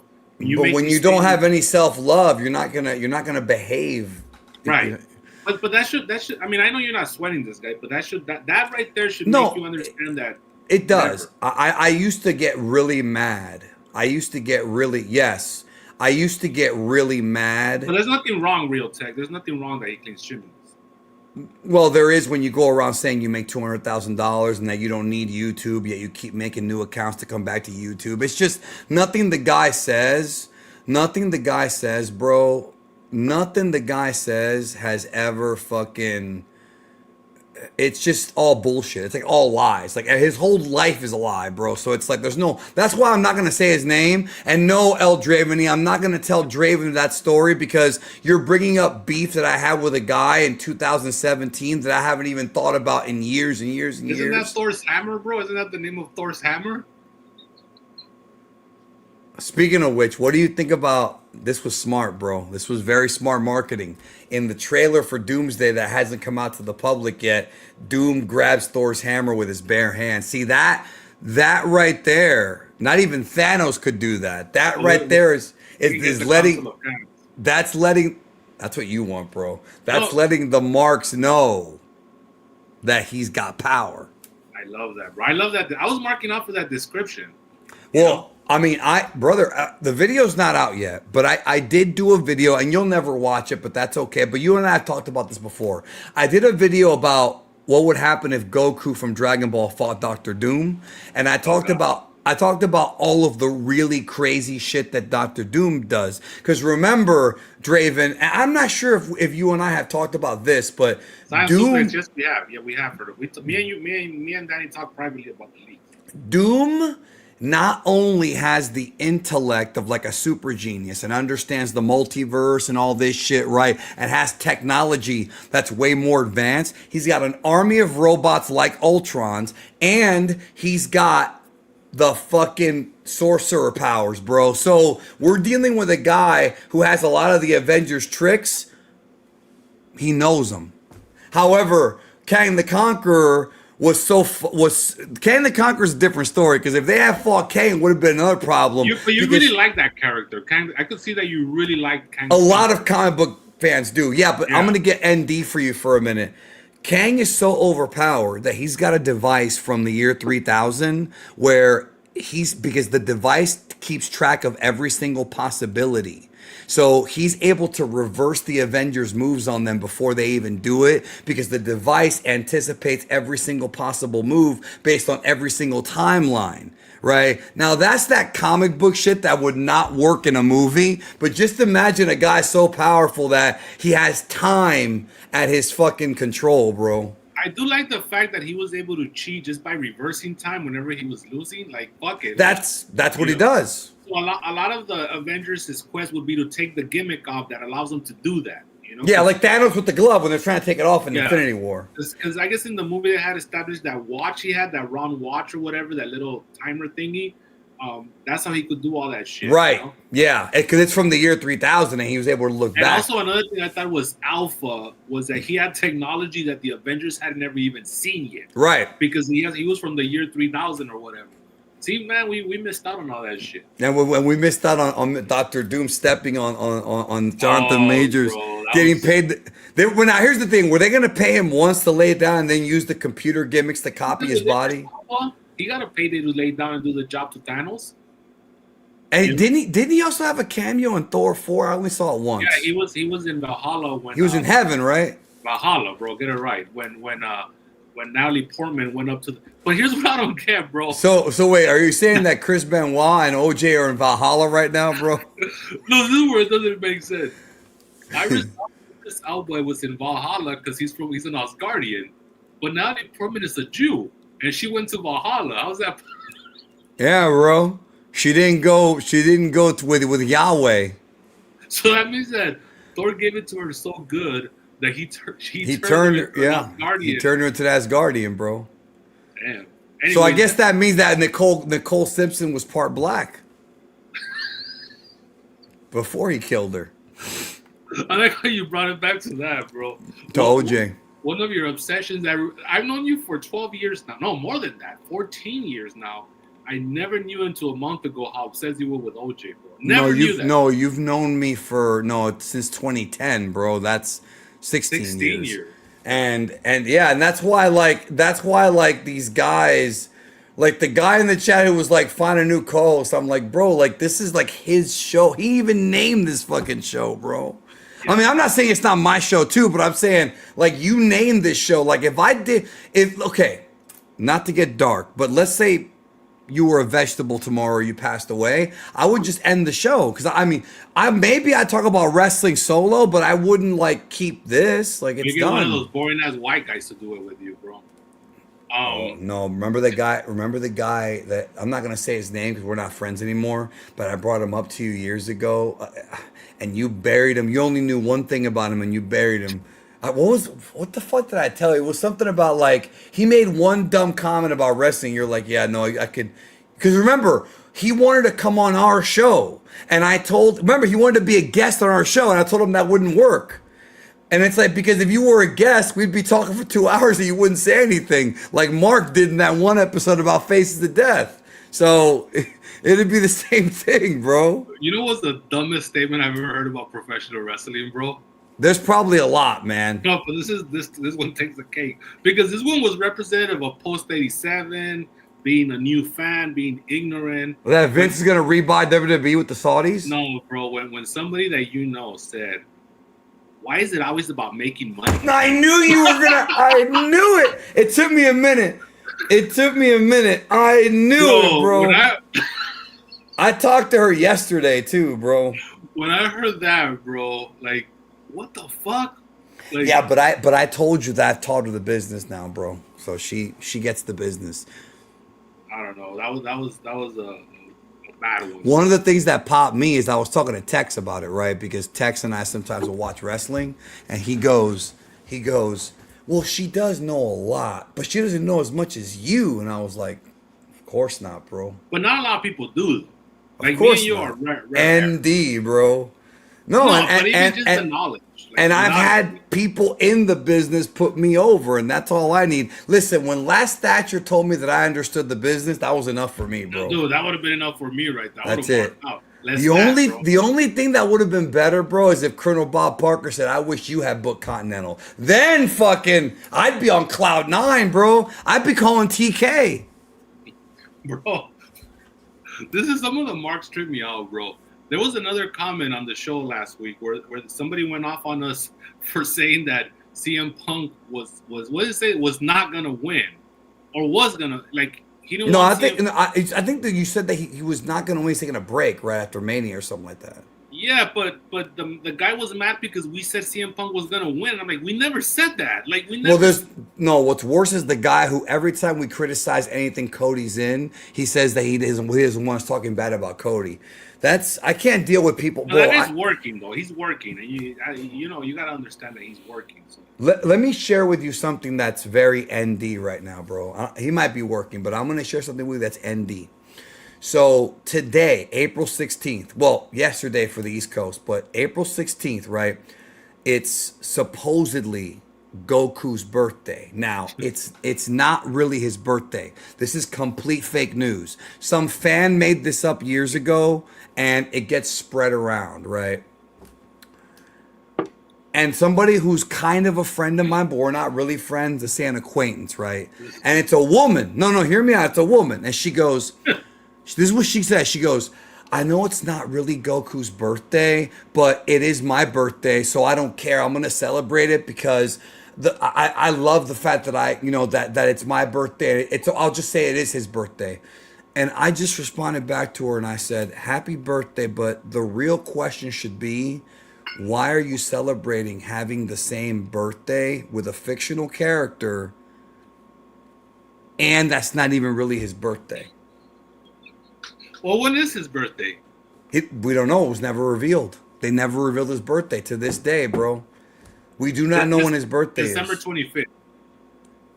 No, but there was a very important battle in the show on December 24th, which pops me. I made that into a video, but no, she did not ask for a birthday shout out. But didn't somebody ask you for one on the page, bro? No, I asked you for one. Oh yeah, well, Fuck on the marks. Okay, yeah. And then I showed you that screenshot that I found from years ago of that guy saying, I really hope Geekdom wishes me a happy birthday and tags me. And I also put on the KLB page how you go after white women with no asses, bro, like that bitch. Blake Monroe, bro. You do the Oba Femi, bro. Do I gotta pull up the pictures on this stream, bro? No, not the ones where she's posing, bro, because I told you. Any bitch could make her ass look big with those. Okay, but there's something else that she did that really, really I liked, bro. Did you notice that the picture by the pool? And no, Pat and Bruce were not there, unfortunately, but the one by the pool where she's got the women's whatever NXT title there, right? And she looks over, she does the gimmick where her hair's covering one of her eyes. I call it the Mariah Carey gimmick. That's sexy to me, bro. What's her name? Jessica Rabbit did it. Do you know what I'm talking about? When the bitches have like, that's kind of sexy, right? Let me like ask you this, bro. What would you prefer? The Jessica Rabbit gimmick with the hair over the eye, or the Stephanie McMahon with the boobs with the little dress gimmick that's holding on to them, bro? You know, with that little strap underneath that just holding on to the boobs and stuff. The one that's like a crisscross. Yeah, you love that gimmick. I do like that one. I do like that one, bro. I do. So is the Jessica Rabbit gimmick or the boobs gimmick, bro? If she's got tits that justify the boob gimmick, I would say the boob gimmick. Yes. Okay. Well, Blake Monroe doesn't, unfortunately. She kind of does, bro. Or Peyton List. Peyton List, I don't know, man. I got some pictures, but For You know, listen, I will say Painless does have a nice little rear end going on. I don't like her face, but I think her eyes are a little too spread out. But you've said that before. Yes, but I and then know. her face is round, bro. You don't like round faces. The only one I agree with you on when it comes I to gotta round carry faces, my own round face, bro. So I said it. I don't like round faces.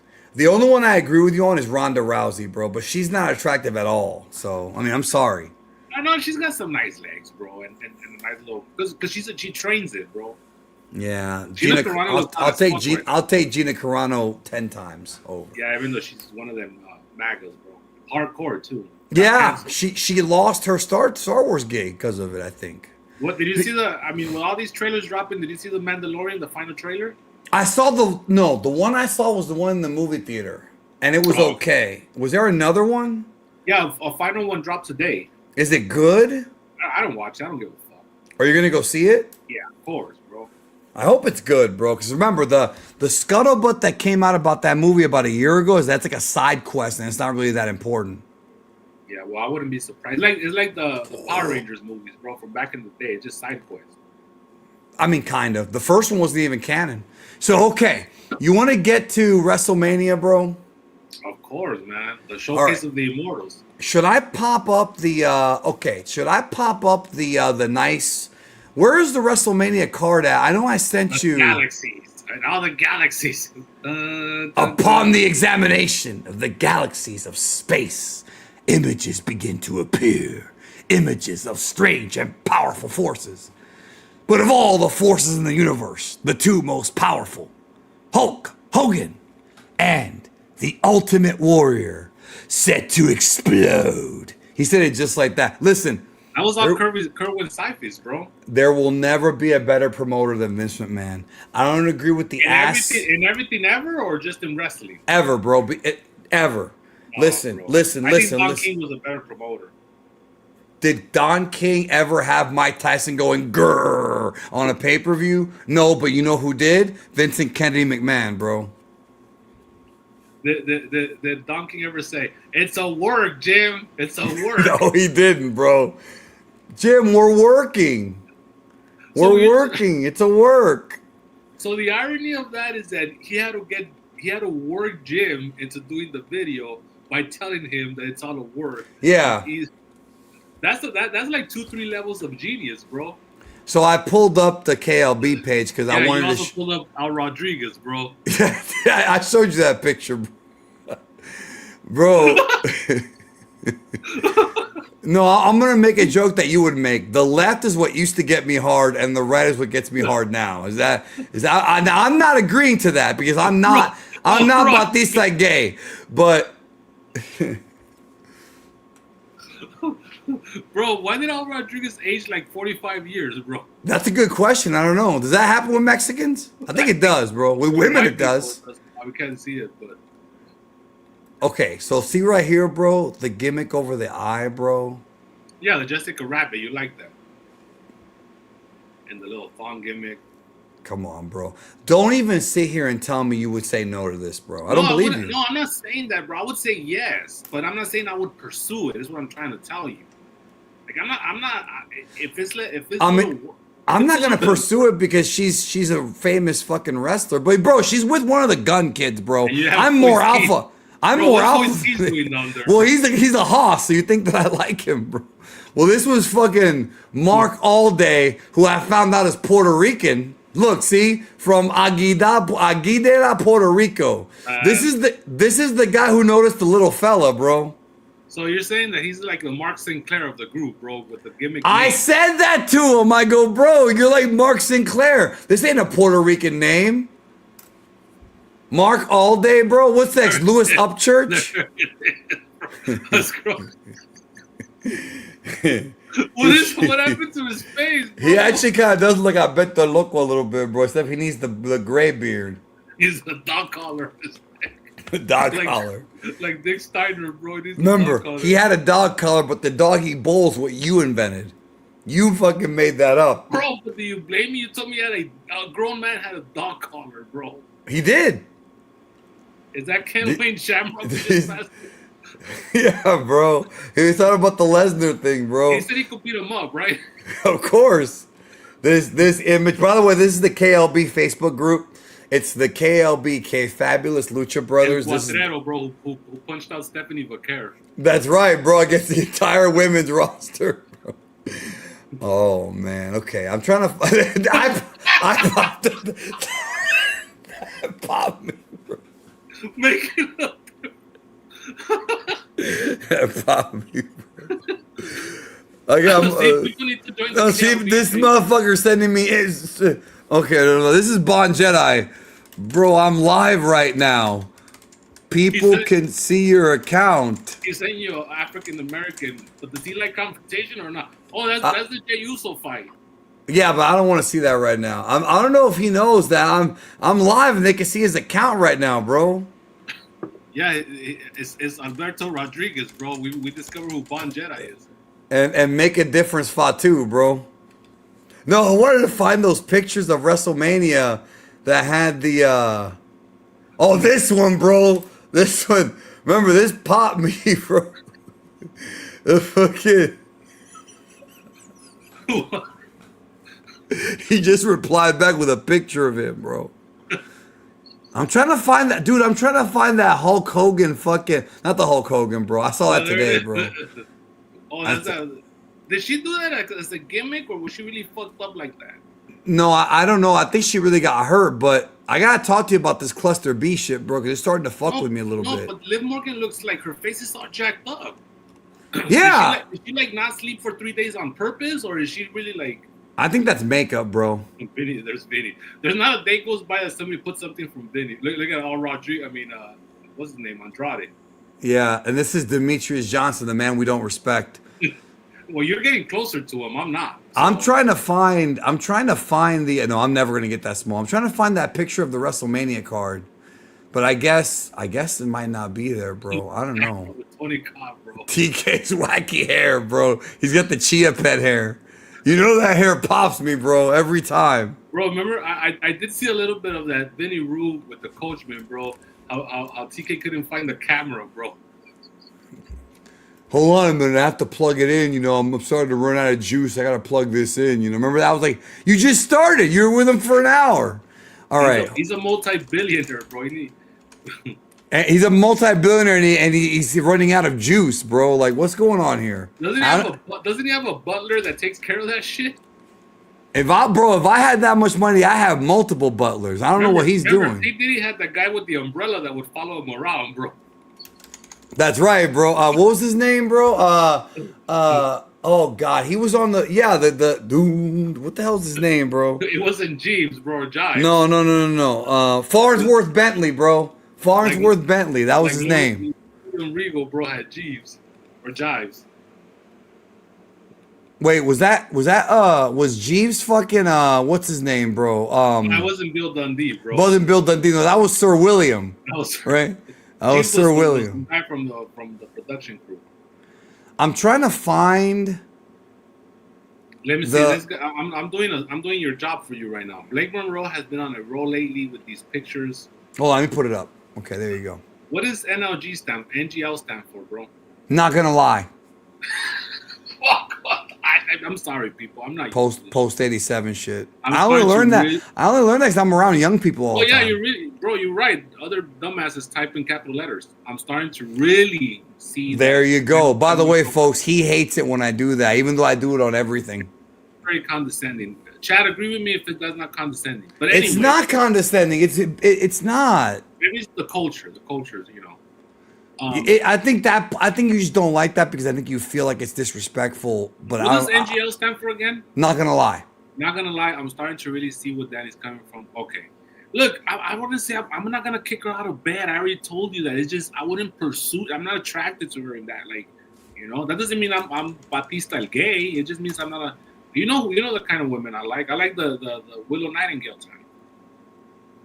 That's a big girl, bro. But she's thin though. Like she's got a nice little waist now. She definitely lost a lot of weight, bro. Like compared to how she used to look like year one of AEW, she's definitely in better shape. And I'm not saying that like she's a wrestler, bro. She's in better shape than all of us. But I mean, like physically, she looks all right. Okay, WrestleMania Saturday, bro. Remember to find that fucking card, bro. Fucking finally. All right, so let's get started with the 1 hour on ESPN thing, bro. 2 matches in 1 hour, bro. Lots of filler.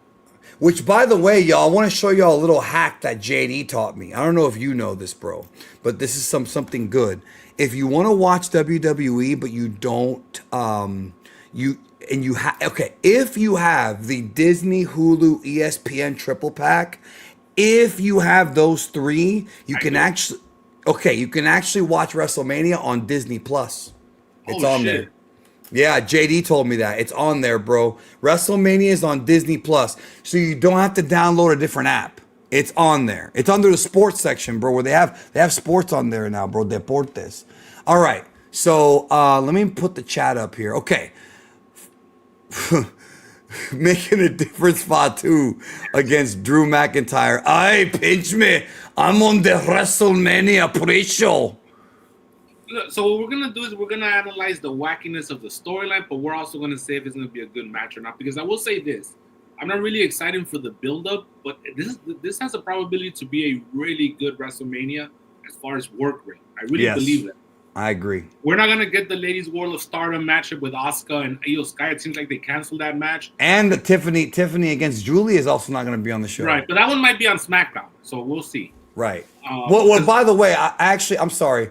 We're starting with the 6-man because that's going on first. But go ahead. You were saying. Yeah, so the 6-man has the Usos and Io Sky or whatever the fuck his name. No, the L.A. Park. I was about to say L.A. Knight. Bro. I wish it was L.A. Park. I wish it was L.A. Park, well, bro. If it was Rodolfo, he would punch somebody's lights out, and it would be a paid attendance member. Adolfo Acosta was punch somebody's lights out? I don't think so, bro. Adolfo Tapia, bro. Against Logan Paul, Austin Theory, and Little Yachty. What's this guy's name again? Lil Boozy? Not Lil Yachty, bro. I Show Speed. I Show Speed. Listen, that thing they did on Raw. Racist, bro. That thing they did on Raw, bro, where they had him like training all like that, which was like the Vinny Shane McMahon thing from '99. I enjoyed that. I think Vinny's behind all this, bro. I enjoyed that, bro. I enjoyed that. You know that got a lot of heat with the purists because they thought it showed that wrestling was too easy. I didn't even think that. Did Dave say that, bro? That's not something Dave would say. He did say that, but that was the feedback he got from the Meltzerites. Because his eyes went like this, bro. And the black person. He's an ND, bro. Respect him. Yeah. So I don't know, man. I think this is I think it'll be a fun match because I think Logan Paul will do some fun stuff. It'll probably be some comedy with I Show Speed. It's not going to be a good match, but it could be entertaining. You know the Logan Paul move that's really fucking awesome. It's like Ray when he did the backflip into a DDT. Nothing's that awesome, bro. No, nothing's that awesome. No, but Logan did this one time when he wrestled Ricochet at SummerSlam. When he springboards, I was there. So Ricochet's outside. He springboard to the top, and then he backflips, and then he does a moonsault on the top rope, by the way. But what happened was that he landed funky with his knee, and then Taker told him, "Don't be doing that. You're a big, fuck Taker, bro." And then he never did it again. But Logan Paul, that was a great fucking. Why we busted it out in this? You know who I saw do that same thing before anybody else did, bro? Remember? Super Crazy. Even before that, he used to do an ECW. The jump up and then. Right. Yes. Yeah, Super Crazy. But when he started the front and then do a flip. Yeah, front and then turn and then moonsault. Yeah. Awesome, he was awesome, bro. He made it look easy every time he did it. Remember, that guy wrestled years later, and he had the old Mexican man gut and was still doing spots like that, bro. Yeah, remember, Paulo, they called him the Bumblebee, even though he wouldn't get away with that today. That's right. I remember the Bumblebee. Yeah. For those who don't know what that is, bro, look up Chespirito, and you'll figure it out. We call it the Bumblebee, bro. All right, making it. That's going to be a generic match, but I think it's going to be a good match. I'm excited for that 6-man, but go ahead with the next one. The faces are going to win. Yeah. They're going to start the show with it so everybody can do the fucking, and they can have the image. You can have little fellas doing this, and then, yeah. No, but the thing is that they had something going on with Jay. Where remember they had a thing where he was turning heel, and he was kind of being manipulated by the dark side, and they just cut it. Like, they haven't really revisited that. Yeah, they haven't gone back to that in a while, like weeks. So we might see that. Like, we might see a turn. You think they'll do that on this show? I feel like they gotta do surprises, bro. And by surprises I mean turns, not necessarily wrestlers, but like there has to be something to talk about. I think there will be, but I don't think they're going to do it in this match. Kind of like our boy TK did with Revolution. We got about 4 or 5 of them on that show. One of the best shows I've ever been to live. Yeah, well, but not as good as the last year's Revolution, right? Which I was also at live. Yeah, I know. That's why I was asking you. If you know, you still put last year's higher, right? Yes. I think last year's was the best show I've ever been to in my life. Okay. No, bro, I went to WrestleMania 21. That can't be it. I gotta think about it. And you went to 31. You know what's a nice game we should play in a future show? Our top 5 live attended shows. Mania 30 is going to be on my list for sure. Where you saw grown men crying, bro. Grown men crying. Yeah. That's Well, I crazy. saw that at a few different shows, bro. Yeah, but not because Take lost, bro. No. And, All right, and he was back with the booger haircut during that time too. Making a difference, Fatu. Is he gonna come out with the beanie and doing the dance, bro? I hope so. I hope Bro, he are does, you gonna bro. pop when Drew clotheslines him and he does a 360? I'm gonna pop at that. No, when he hits him with the Claymore, he does the 360. Or when they have the Samoan dancers come out, ooga ooga ooga. Oh, that's a different guy. Never mind. Well, they do that every year, bro. The Samoan dancers come out every Samoan. year. Yeah, well, it used to be the Usos. So, who wins this one, bro? I would go. You know what? It's a good thing that we can't really come up with it. That's a good booking, I think, because they both need to win. I'm gonna go with Drew, bro, because he was the champ and they took the belt off of him. He deserves his. He kind of does deserve. He does deserve a win. I agree. Yeah. Okay, if that's the okay, listen. Taker versus Shawn is an amazing match. Well, we don't know live. what Switch has gone to, so for him it could be the best one. We don't know Well, what show he's gone to. well, I was gonna make a point though. If that's the best show you've been to, bro, that's bad because that show is not a good show. Like that, yes, Taker versus Shawn was amazing, and Mickey Rourke was on that show, one of our favorites. But Is he gonna be in the convention you're at, bro? Please say yes. I don't know yet. With the surprise they keep dropping, I don't know yet. But man, that's not a good show. Just keeping it real with you, not a good show. I agree. Now we move on to the main card. All right, so the women's tag match 4-way. We talked about this last week. I don't think it matters, bro. If the Bellas are in, then the Bellas because they want to reward them. Well, they haven't swapped them out yet, so They might do an injury angle before the show.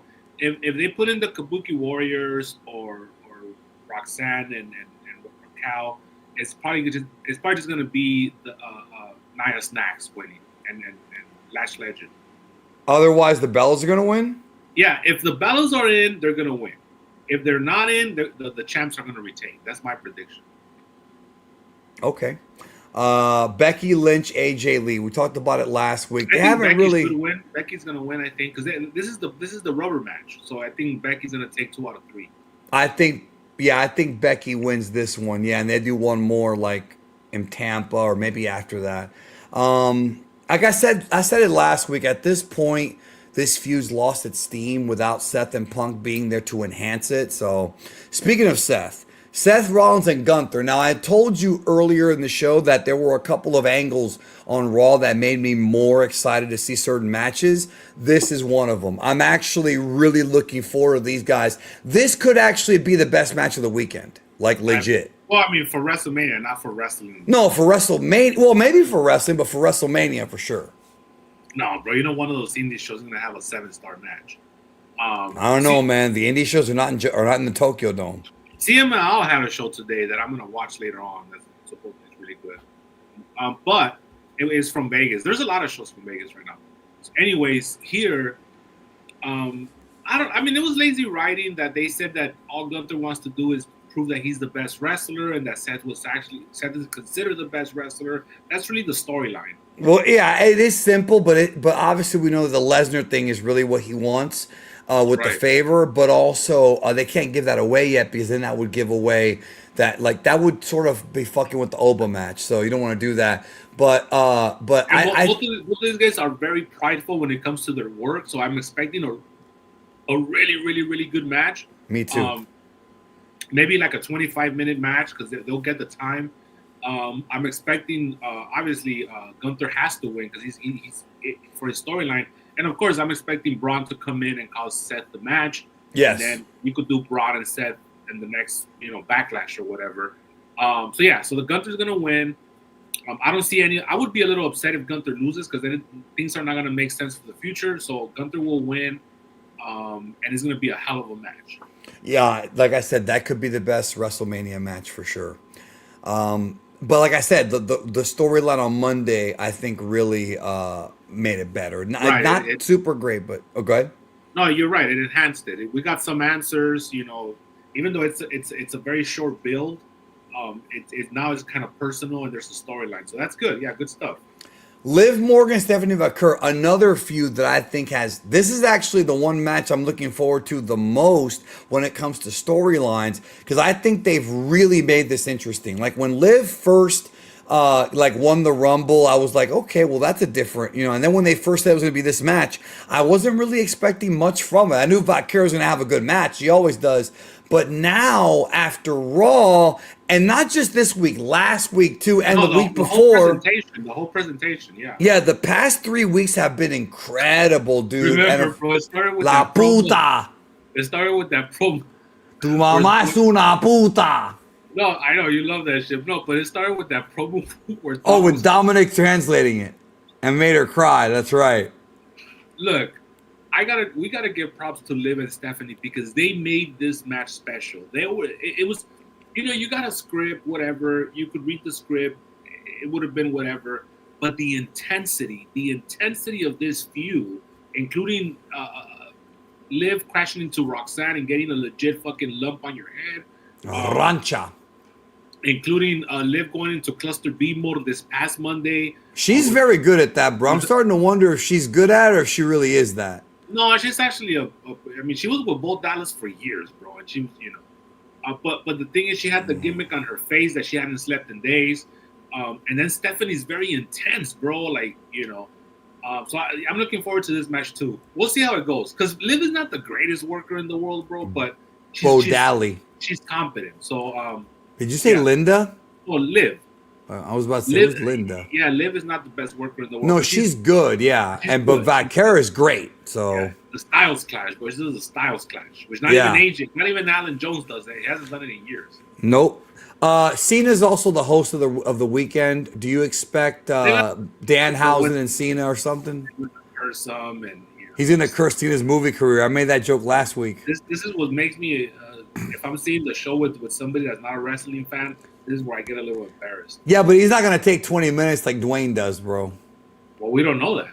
I don't think he will, but maybe he will. All right. Speaking of getting embarrassed. And speaking of Dwayne probably coming out. Well, that's for the next night. Cody Rhodes. That's your theory. This is my theory. Okay, we'll get there. Then Cody Rhodes, Randy Orton with Pat McAfee. Undisputed WWE title, the belt going on Saturday. So what do you think? I think if Randy Orton is okay, which he might not be, I think it's going to be a really good match. I think they're both competent enough to give us a really, really good match. There's going to be a lot of smoke and mirrors, especially if he is hurt. And we have Pat McAfee, we have Jolly Roll. Even though Jolly Roll hasn't really been promoted. I showed you that video about how easy the storyline is, bro. The first time they ever met, Randy disrespected Dusty. They could have gone all the way back to that. This angle between Randy and Cody goes back years. It's already been pre-made. They already have a ready-made story there with Randy being so disrespectful of Cody, and Cody trying to prove himself to the teacher, to his mentor, and they didn't go with any of that. Instead, they have this Pat thing going on, who talked Randy into going heel or something or whatever it was. I don't know, man. Like, this story already was better before they fucked with it. Bro, Science Suplex Power. Do you remember that picture of Liv used to have in her kitchen with Jesucristo? Let me tell you guys something. I don't remember that. Everybody that's of land descent has had a picture of Jesucristo in their kitchen at one time or another, bro. That's true. Especially, what do they call that, bro? The Final Supper? That's the Last Supper. The Last Supper. The Last Supper is one that everybody has in their kitchen. My mom still has it. I go to her believe house, it. and she has the Last Supper. Everybody does. Everybody does. Same thing with those candles that have Jesus on them. Of course, bro. My mom turns one on every night, and Yeah. also, so the fact that Liv had a picture of Jesucristo tells me that at one time or another she had a Latino give it to her really good. Well, maybe Dominic Mysterio told He's her. married, bro. He's married. No, Be no, no, no, careful. not Be gave careful. it to her, but told her, said this will be more authentic if you do this. That's true. That's true. That may be. Remember So- in Born in East LA, bro, when Paul Rodriguez And when what? when Jesucristo was winking at Paul Rodriguez, bro. What 'Cause movie was that? Born in East LA with Cheech Marin. Oh, the talking about the picture. Yeah, because what happened is that Paul I Rodriguez, vaguely remember that, I bro. need to revisit that one, bro. Paul Rodriguez is one of them wetbacks that Terry Funk used to talk about, and he comes to the house. Remember, Be Cheech careful Marin- with those words on the show, bro. What, bro? It was fucking Terry Funk that said it, not me. I know he did say it. And I'm one of them people. So, Yes, you but- are. But here's the deal. So Cheech Marin had gotten deported, okay, and then fucking Paul Rodriguez comes into the empty house because Cheech Marin is deported, and he sees Jesucristo on there, and it's one of those, you know, when you move and then Jesucristo moves and shit. You know what I'm talking about, bro? Yes, the thing that what's his name actually saw in real life, bro. Here we Bill go. Schnoblin. Remember, he went to Aquarius' house and he saw that for real, bro. So then, so He saw that in real life, bro. A Scooby Doo gimmick, and he saw it in real life. so he's seeing Jesucristo. and No, he's not going this- Jesucristo. He's seen the images, pictures on the wall with. Well, I felt like their eyes were following me. That's what he said. He saw that, bro. The first time I ever saw that was Scooby Doo. No, when I was Paul a kid. Rodriguez was saying Jesucristo. He's winking at him, and then Right, Paul Rodriguez does this. He's trying to wink at him back, bro. Okay, this question right here. What are some of y'all favorite WrestleMania weekends? For me personally, WrestleMania 28 and 30 are some of my personal favorite weekends. Well, when you mean weekends, do you mean like, I need more of like, do you mean like stuff that we did for fun? Or do you mean like other indie shows having good matches? Like, I don't know what you mean by like, you know what I mean? Like being being in the city for WrestleMania and going to WrestleMania. Like, I don't know what he means by this question. I don't know, but I'm gonna assume that I know, so I'm gonna answer this. Okay. There's a couple of them. I really enjoyed WrestleMania in Miami, where I met Danny for the first time ever. Yeah, there was some good And- food on and- that and trip. I got a great story to share. So at that time, I used to be a very heavy drinker. I used to drink. I used to love to drink. And so I bought a 24-pack of Corona. And me and no, D, you were not staying in the WrestleCon hotel, right? I was. No, You- I was in a different hotel, but Okay, I so- met you there in the lobby. Right, so I stayed there. So what I did is I got the 24-pack of Coronas. I sat on the couch and I just started drinking by myself. I remember and that. all these wrestlers came in, and I was like Johnny Carson or Jay Leno or whatever. I was like a late night show where they would sit in the couch next to me, have a couple conversations, have a couple beers, and they would leave and be replaced by everyone else. And then during the night, Who are some of the names that sat down? we had Jake the Snake Roberts. Of course, he's gonna have one, bro. We had AR Fox. He was fucked up, bro. AR Fox was really fucked up. I remember that. We saw him outside after the show, and Tex said good match, and I thought it was a homeless guy. remember The classic. So as the night went on, I got the wrestlers starting getting replaced by the F4W crew at that time. Stan Suplex says New Jersey was your favorite, Nah, but fuck obviously that it shit, wasn't. bro. Okay, so who Todd came in? Martin sat down for a while, and Oh, so did, wow. so did Allen for Life. Remember Allen for Life? Of course, I met him there, with and we Pingu met Girl. Vladimir The Pingu girl with the big titties, with her big titties. And so I forgot Allen- that we were live, bro. what? I forgot that we were live. I'm not supposed to say that on live, bro. Exactly. They're gonna whatever. They're He's not flag gonna you. do shit. He'll be fine. So anyway, so Allen for Life is there, Todd Martin, and then New Jack comes, and New Jack's fucked up. And he's like, "Yo, you all want a picture with me, right?" And we're like, "No." "Yeah, you all want a picture with me, yo." And he picks us up by the neck, and he pulls us up, and he poses with us. Somebody they want a picture with me. And then I think Allen for Life takes the picture, and he's like, "Yo, give me $20." And we're like, "We didn't want the picture, bro. He's like, He did that. That's classic Puerto Rican shit, bro. And then He did what happened at the end of Terminator, bro, where he took a picture of fucking Sarah and sold it to her for $5. but that was the whole Mexican kid. See. No, but then he's like, you ain't gonna give me $20. I go, we didn't want the picture. He's like, all right, give me a couple of them beers then. And I gave him 2 beers and then he walked away, bro. So that was one of my favorite weekends of all time. And then we did WrestleCon, where I took a picture with Sabu. I never take pictures with wrestlers, bro. That's when I met Scott Simpson, aka Nikita Koloff, and he talked to me. He in talked his regular voice. He talked to me in straight English, and I'm like, what the fuck? Tommy Dreamer, and it was a great. Miami was awesome, bro. Yeah, we were in the A1A, which I always heard Vanilla Ice talk about in his album.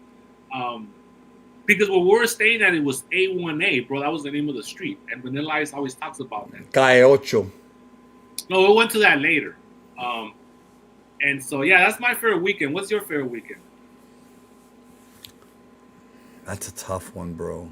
Bro, what about the one in number 2 for me was New Orleans. Remember when fucking that African-American fella made me leave the show because he wouldn't stop wrestling? It was like a 30-minute match. What's his name, bro? Oh, what was that? That was Elijah Burke, right? The Pope. Yeah, and we went to it was the Mid-South. It was the Mid-South tribute show, and Ricky Morton got 2 paydays. I went there because I wanted to meet Dickie Morton, and Elijah Burke wrestled for a 30-minute match, and we just said, let's get the fuck out of here. And I remember it was humid, bro. It was humid as fuck. Yeah, It was New Orleans, I remember that. No, actually, my second trip to New Orleans was I loved it. That was when I went to go hang out with the football player, bro. I saw WrestleMania with him, the one where I sat 4th row. That was amazing because I found this on my last day. I went on an adventure, bro. So you'd appreciate this. On my last day, this is in 2018. So I had just gotten a smartphone the previous year. That's right. I did not have a smartphone until 2017. Obama phone. Yeah, I had the Obama phone until then. So I went on my smartphone and I found a Cajun buffet near the hotel. So I called up an Uber and I went to the fucking buffet and it was all you can eat Cajun food. That was, and it wasn't good for you, but it was so fucking good. Was Lash LaRue there, bro? Nah, his Spurs couldn't stop jingling and jangling. So that was great. And then I got to talk to Travis Brown. Because I said, bro, when you knocked out Overeem, it was great. He goes, oh, yeah, you remember that? That was cool. But not Travis Scott. You get to talk to him. I don't think I ever want to. That was a cool weekend. Miami was great, too, bro. Miami was a fun time. Let me think. The first one I went to Eddie was in Miami. Yes, he was, bro, and that was a good time. We had a lot of good food that weekend, and he cooked some good food, too, here before we made the drive. That makes him alpha. He's a very good cook, bro. Any male that could cook, you have alpha points, bro. He's a very good cook, bro. He made spaghetti carbonara, and he challenged the woman that I was with at the time. We had a competition if we could make better apple crisp, and he won, bro. They were both good, though. Yeah, it was good, bro. That was a good weekend. 24 was also a lot of fun. I got to meet Ed for the first time. Tex got powerbombed by Dr. Keith Lipinski. I got to meet Derek Berger. I got to meet the great Stevie J that weekend also for the first time, and Lady J. The one in Tampa was good as well. Yeah, you came to hang out with me that weekend when you took an exodus to fucking St. Petersburg, bro. Yeah, which was far. The map wouldn't think it was far as fuck, but it was far as fuck. I don't want to know about a job you did in St. Petersburg. Remember he said that in the movie, bro. That was good. We should talk about the best the best Double or Nothing weekend. I've only been to 2, but they were both good. In Vegas, bro. Well, I hung out with you only in 1. No, we went. We hung out both. And we went to Dave with Dave twice, both years. Yeah, both years. Because the suite was different the second year. Remember, they had that big ass pizza, bro. I didn't have any of it because I was super strict on my diet back then. Now I'd have a slice.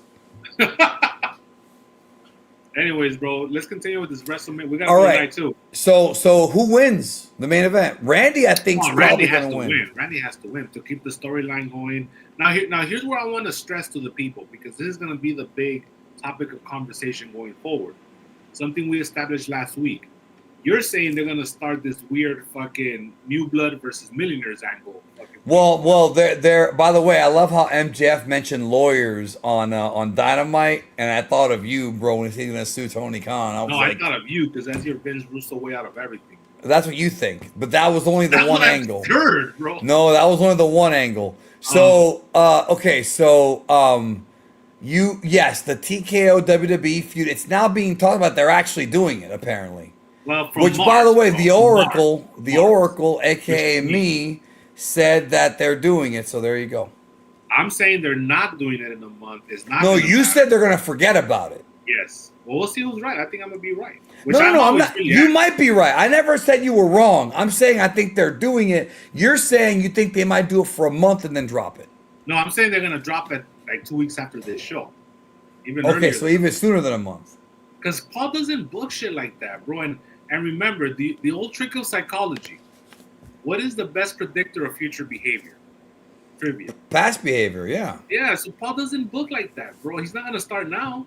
By the way, we do have a question about that, but I didn't want to get it yet because I wanted to get through WrestleMania first because you're probably going to give a deep answer. Okay. Anymore, I'm drunk. Well, we'll try. All right. Oba Femi Lesbian. We talked about this already, bro. This is Oba like, Femi in 2 minutes. I mean, yeah, it can't be more than three and a half. But they have to waste time because look, there's 2 matches in an hour, so it has to go like at least 5 minutes. No, because they can have the long entrances, bro. This guy's going to come out. Boo, boo. He's gonna come out with ooga, ooga, ooga. Right out of the jungle, bro. Right out of the jungle. Racist, bro. Is he going to cut a promo after he wins? I hope so. I hope Brock does the thing where after he loses, he does the heel gimmick where he goes like this to the ring and then walks off. Or the Hercules Fernandez, bro, where he just rolls out and leaves. Like That would pop me. That would pop me. He gets powerbomb and just rolls out and leaves. He no sells it. That's not in the territory, bro. Last night. Okay. Remember, I went to his house once by complete accident. That's in your. That would be the top 10 stories from you, bro. Well, top one is the Batman with the wheelchair, right? No, Or top one is the Archie Bunker one, which we can't get into on the air. Oh, not I'm fooked. No, bro. Especially now that we know that wasn't the truth. No way, we don't know it's not the truth. Diana said so. We don't know. Brett might be telling the truth. Why would he lie? Well, guys, Brett, bro. No, Brett wouldn't lie about his own matches. Come on. Of course he will, because he fucking carried that match. Of course he would lie. I'm fooked. All right, Intercontinental title ladder match, bro. You know what? That one could get 25 minutes, which it won't, but it could. It could. Well, entrances, 6 entrances, bro. That's a lot. Hopefully they give Rusev the Redeemer sound, bro. No. Do you think they'll give him a tank, though?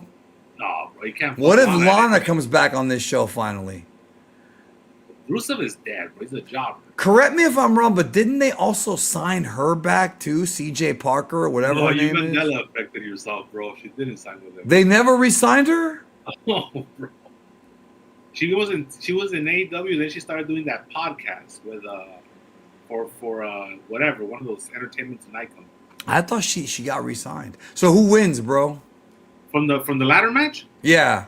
Penta Cero Miedo, bro. I think you're right. I would keep it on him, bro. But I can't wait to see Rey Mysterio do the backflip into a DDT, bro. You're gonna be disappointed, bro. You're gonna be disappointed. I've been waiting for that move. What it was, 97, 07. Now, is he gonna come out dressed like a superhero like he does at these shows? Of course. Well, what superhero is gonna come out? Doctor Doom. Imagine. That'd be awesome. But I was thinking, he already did Daredevil, right? Did he already do Daredevil? Yeah, he did Daredevil. He did the Joker, Daredevil, the Flash. He had the big Mexican thing for the PLD. Maybe he should come out dressed like what's his name, bro? Bill Pullman's son. Oh, you're talking about Sentry. Yeah, the Sentry. Maybe that works. He's gonna be in Doomsday. No, bro, he needs to come out as Doctor Doom. The Fantastic Four. I agree with you about Doctor Doom. No, Doctor Mysterio, bro. Well, he's gonna be seeing not Dr. D, bro. He's gonna be seeing a doctor after the show. Of course, bro. He's always hurt. Sami Zayn, Trick Williams, bro. Williams, bro. Yeah, Tricky Dickie's gotta get it, bro. They need to do the official double turn in this match. I would pop for that. Okay, but how? How do you do the double turn? Well, you could have Carmelo Hayes come out and support Trick. You know, do that whole clapping thing. I mean, I don't know. Sami Zayn's good at this shit, but he's a good heel. He needs to turn. We need to do a double turn. You're saying that he's gonna cheat or some shit and get caught or something like that, or he's Yeah, gonna try and maybe he'll cheat? start beating up Little Yachty or something because he's gonna be there. No, I think they get him babyface pop. At least for me. That's right, you're right about that. Yeah. I don't know, bro. I just want a double turn. I don't know if you do it on this show. I think you could have Trick beat him, and then later on, Trick beats him in the rematch, and then Sammy turns in that match. Bro, Lou J said he should come out as a Silver Surfer. I would pop for that. Yeah, but it was a woman in the last movie, bro. Not so Trick, not Trick. I'm talking about Ron. Bro. No, see, Trick would have been awesome, but you're talking about Ron, yeah. All right. What speaking about of- if they invest money, bro? Where they do the gimmick, like they do the Shawn Michaels from WrestleMania 12, where they put Ron Mysterio on a surfboard and they paint him all silver. That'd be awesome, and they send bro. him through that zip line, bro. Oh, what a ride! Like Vince said, bro. That'd be awesome, bro. But instead, Paul's the one that has to do it in the pre-show to make sure it's gonna be safe, bro, instead of Vinny. Nah, he ain't gonna do it. His heart Or can't maybe take it's it. Vinny, bro. Remember, he's booking again. He's Maybe back. It's Vinny. What if Ron gets in the ring and starts doing this, bro? Is it gonna be for Sean or for Eddie, bro? You decide. It's gonna be for. Well, you said you wanted to talk about Sean's kids killing Kellogg's, bro. We do need to talk about that because when I saw that picture, bro. No, let me say this, babe. I'm gonna interrupt you. When I saw that picture, because I know you don't like fat people. No, you really don't like him. Bro, I knew it. I called it. This is gonna text me right now with this picture, and the word Kellogg's is gonna be involved. And sure enough, bro, you hit me up like an hour later. I said one. I'll tell you exactly what I said. I said one kills Kellogg's and one went to computer school. And to top it off, the poor daughter took a bullet too. See, I wasn't expecting the daughter to take a bullet. Okay, but look, there he is. The one on the right killed Kellogg's, and the one on the left went to computer school. That WrestleMania 5, bro, with the Twin Towers versus the Rockers. I'm an asshole, bro. I'm mean, bro. I'm mean. You are very mean to fat people, and now you're one of them too. The one-man gang, bro. Oh my god, bro! How? Let me ask you a question. Oh, this is a good question, bro. Who's gonna do the Jose Lothario pointing before fucking Ron comes down? It's gonna be Chavito, bro. They're gonna pay they just to do that. They should, bro. Okay, so here's the thing about I'll get to Silver Surfer in a minute, bro. But okay. Well, we already talked about it. There's nothing to talk about. Well, okay, with this picture, bro. How are those his kids, bro? You're mean, bro. How, bro? You know what this is? This is what happens when you practice body positivity, bro. I am. This is what happens when you grow up with a silver spoon in your ass, bro. You end up eating. TK doesn't look like this. Well, you're either gonna look like him or like his kids, bro. One or the other, bro. But let's just say that when you grow up like this, bro, without having to work. Maybe the kid on the right has a thyroid problem. Wait, you're right or his right? Bro, Rebecca Michaels, bro. Her. Okay, is she going in the Hall of Fame next? Since all the wives are going in, bro, is she next with her big titties? You gotta remember that Rebecca. She took the punch to the face at SummerSlam. Remember, Rebecca Michaels was a thick woman, bro. So you gotta at least the daughter give her a break. No, bro, she was a very attractive. She still is probably a very attractive woman. I have a question about the son, though, bro. The son, I'm actually I'm proud of him, bro. He recovered real fast after what Rampage's kid did to him a couple months ago. You're a dick, bro. You're horrible. Will you stop it? I'm not gonna tell you again. You'll be out of here. I'm sorry, I didn't mean it. Maybe that's Lord Vader's son, bro, and he got the wrong kid. Maybe. You're gonna call him a fat piece of goo? You know what that is, bro? You know That's karma. That's karma. That's karma. That's his god. That's karma. He fucking called JR a fat piece of goo and Vader a fat piece of shit. And look what happened. See, I told you God was real. I told you the Lord. I told you. I mean, look what he did to you. You attack dietarily challenged people. Well, you know what? He's punishing an innocent kid, bro. No, he's rewarding them, bro. The kid gets to eat good. The ones that are punished are the ones in Ethiopia that have to eat fucking shit. All right, so Speaking of dick on a stick. All right, tits in the dick. What I was gonna say is Silver Surfer is a woman in Fantastic Four. MCU. But this match right here has no women. Jade Cargill against Rhea Ripley, bro. You said you think it's gonna be short. I think they're gonna do smoke and mirrors to make it longer because, bro, this show only has 4 matches, bro. That has to be. But they might add the Oscar match, bro. Maybe. But they have to, bro. 4 matches. No, well, that's. I mean, it's 6, but I mean 4 on the main show. Blame Paul for that shit, bro. He does this shit all the time. So I don't know. I think they're gonna add the Oscar match. That's what I think. Maybe. But here's the deal, bro. Rhea Ripley's she's on the Simpan diet, bro. I'm getting concerned because Is she losing weight? I work with a lot of people that have eating disorders. Yeah, I think she admits she has one, right? But she's so fucking skinny now, bro. Like it's getting dangerous. Do you blame Buddy Murphy? No, I'm not gonna blame Buddy Murphy, bro. Like what the fuck? But I don't know, bro. Watch now that you know what I told you, because I don't think you've seen it. Like I don't think it's hit you. Like see, No, it hasn't. It hasn't. See hit her at me. WrestleMania, bro. She has this like she has thinner legs than fucking Blake Monroe, bro. You know, like I don't know. And she did, but the thing about her is she was never fat. She was a big girl, though. She was a big girl, but that helped her character because I like how you she move, was. you move your boobs when you describe being a big girl, bro. I didn't do that. I went like this. This is probably when Danhausen's gonna do his magic trick, bro. I didn't touch them with John Cena. Because they have to waste time. So this is probably what. Now, if Danhausen does a David Copperfield, bro, and fucking puts John Cena in a spaceship in Vegas. So you were saying the Hall of Fame when they bring Stephanie out and talk about how great she is? Yeah, so they're gonna do that segment at night too. Is Booker T gonna be like this, bro? When they cut to him at the Hall of Fame? No, that was last year where it was late and he was asleep. Well, there was a few people that were asleep, not just him. Yeah. But imagine if Curtis Hughes was there. Well, he would be asleep in the first induction. No, they're gonna. I don't know what the fuck I'm saying, bro. Are you drunk? A little bit. Okay. Let's finish up this preview, bro. Raw Mysterio. You're not gonna say nothing about Jade Cargill? I already said everything I needed to be said in the past, bro. I don't think she's gonna win the match. I think Rhea Ripley's getting the title and going to SmackDown. She's gonna come out dressed as Storm, bro, from the X-Men. She already looks like Storm, so that works. But they need to bring it up Storm from the heavens, bro. is coming. Yeah, maybe she'd be on the zip line, bro.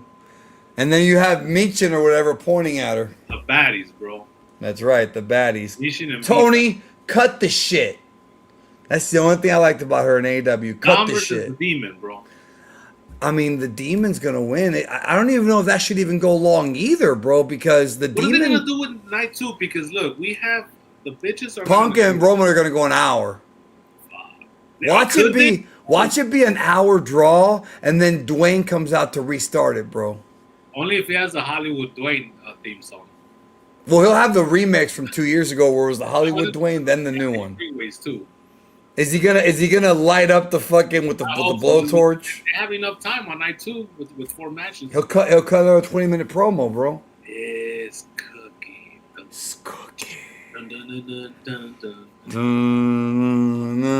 And he's gonna come out with the vest and the scorpion belt, bro. The scorpion belt buckle. The Scorpion King. That's right, because he's the Scorpion King. Whoa, even though he only played the Scorpion King in 2 movies, bro. They got somebody else to play him. I think Batista played him in one of them, bro. I know Billy Zane was in the other ones that he wasn't in. Randy Couture was in one of them too, bro. And Arnold Vosloo. Remember him? He was Darkman in the ones that Liam Neeson wasn't in. But not Igor von Fenchen, bro. He had his own thing. No, but he did. But Rock did fight him in the Mark Kerr film. But it wasn't Igor, bro. It was fucking what's his name, bro, doing Igor. No, but Boss Rutten was in it and somehow de-aged about 25 years. That was crazy. He's never gonna die. All right, so no, well, let's go back to the Demon versus Dom. Balor's gonna win, bro, easily. Yeah, and I want him to. But also, is that gonna be a competitive match? They're gonna have to make it that way because the show. Remember, the Demon squashed Bobby Lindsay, bro. So the Demon's he's a powerful beast. Yeah, but that show was also running late too. But you're right. And he squashed Leo Rush. Who hasn't, bro? Life squashed Leo Rush, bro. Who was there with Bobby Disney? Who's now actually possessed by a demon, bro. Yeah. Leo Rush is actually possessed Bill by a Schmoblin demon. with the wacky eyes. Okay. Punk, Roman Reigns, bro. Two guys who, I don't know, man. Punk is actually getting his real WrestleMania main event here, though, because he's going on last on Tell Sunday. me when I'm telling lies. I like that line. You need to cut that promo on the marks from your channel. I have already. I've used that line. Somebody brought it up. I used that line like last year. I cut a promo on all the scoops I got from Dragon Ball, and I showed evidence, and I said, "Tell me when I'm telling lies." I don't like the fact that, I don't know. I feel like they're using Punk as a way to just bomb on him, bro. Because they've cut a little too close to home with Punk. Like that whole Saudi Arabia line, that was The kind of Pat McAfee one. Yeah, But I mean, he allows it, so he's cool with it. Yeah, and let's be honest, bro. Like, wait a minute. I used Fat Tub of Goo or Draven? I may have said Fat Tub of Goo at one point, bro. Bro, Proto 260. Yes, we know that, but he took it to Roman Reigns and he took it to Edge. So He's also not going to lose this match because this is the first time we've seen the Demon since what, like 4 years? You know what I like about the Demon special effects, bro? When he does the duck hunt gimmick, where he comes up and then he goes down. The one that you want Oba Femi to do when I'm with Peyton List and Blake Monroe. And he did the before his song, bro. Yeah, I'm glad I'm gonna see that. You know what? I think the entrance for that match will be great. Like for him, like it'll be a special entrance or whatever. I'm sure. And now we'll probably get mariachis or some shit. Maybe I wouldn't be against that, bro. Because he already did the Eddie entrance. Like he's done it a couple times. Yeah, he did the Eddie entrance already. Yeah, I mean, that's his no, real the dad. one that popped me, bro. The one that popped me, and it was very much a deep cut, only for the hardcores. When he did the Gringos Locals entrance for WrestleMania in Dallas, bro, with Ron. Oh yeah, Art Bar, bro. Yeah, okay, so I did say Fat Tub of Goo then. Okay, I don't remember that. Okay. What happens? So Punk and Reigns, bro. It's gonna go 35 minutes minimum. That's just the way it is. Yeah. What do you think? Let me ask you this: what do you think about the smoke and whistles portion of it? Who's gonna get involved? Because it's not gonna be a straight match. We know that. So, I do think Dwayne's gonna. Okay, so this is your. I'm using Dewey for the previous night. You're using Dewey for this. Okay, that's. We now know that Dwayne's in Vegas for CinemaCon, and he's not just there for CinemaCon, bro. So there's that. But is he in shape or is he look like a stack of dimes? I don't know, but they can probably figure out a way to hide that, bro. Maybe he'll come out with that gimmick they used to wear at FanFest, bro, with the marks would dress up in those little bags and get in the ring. Remember that? Top pedophile. He used to host it. You're talking about like the sumo suits, bro. The sumo suits. Yeah, the sumo suits. Remember when she fought Top Pedophile and they both wore one? That's right. That's what I'm talking about. That was the second fan fest, WrestleMania 11. We just saw a video of it on the network the other day. Adam Bomb, bro, with the little fellas. Yeah, bro.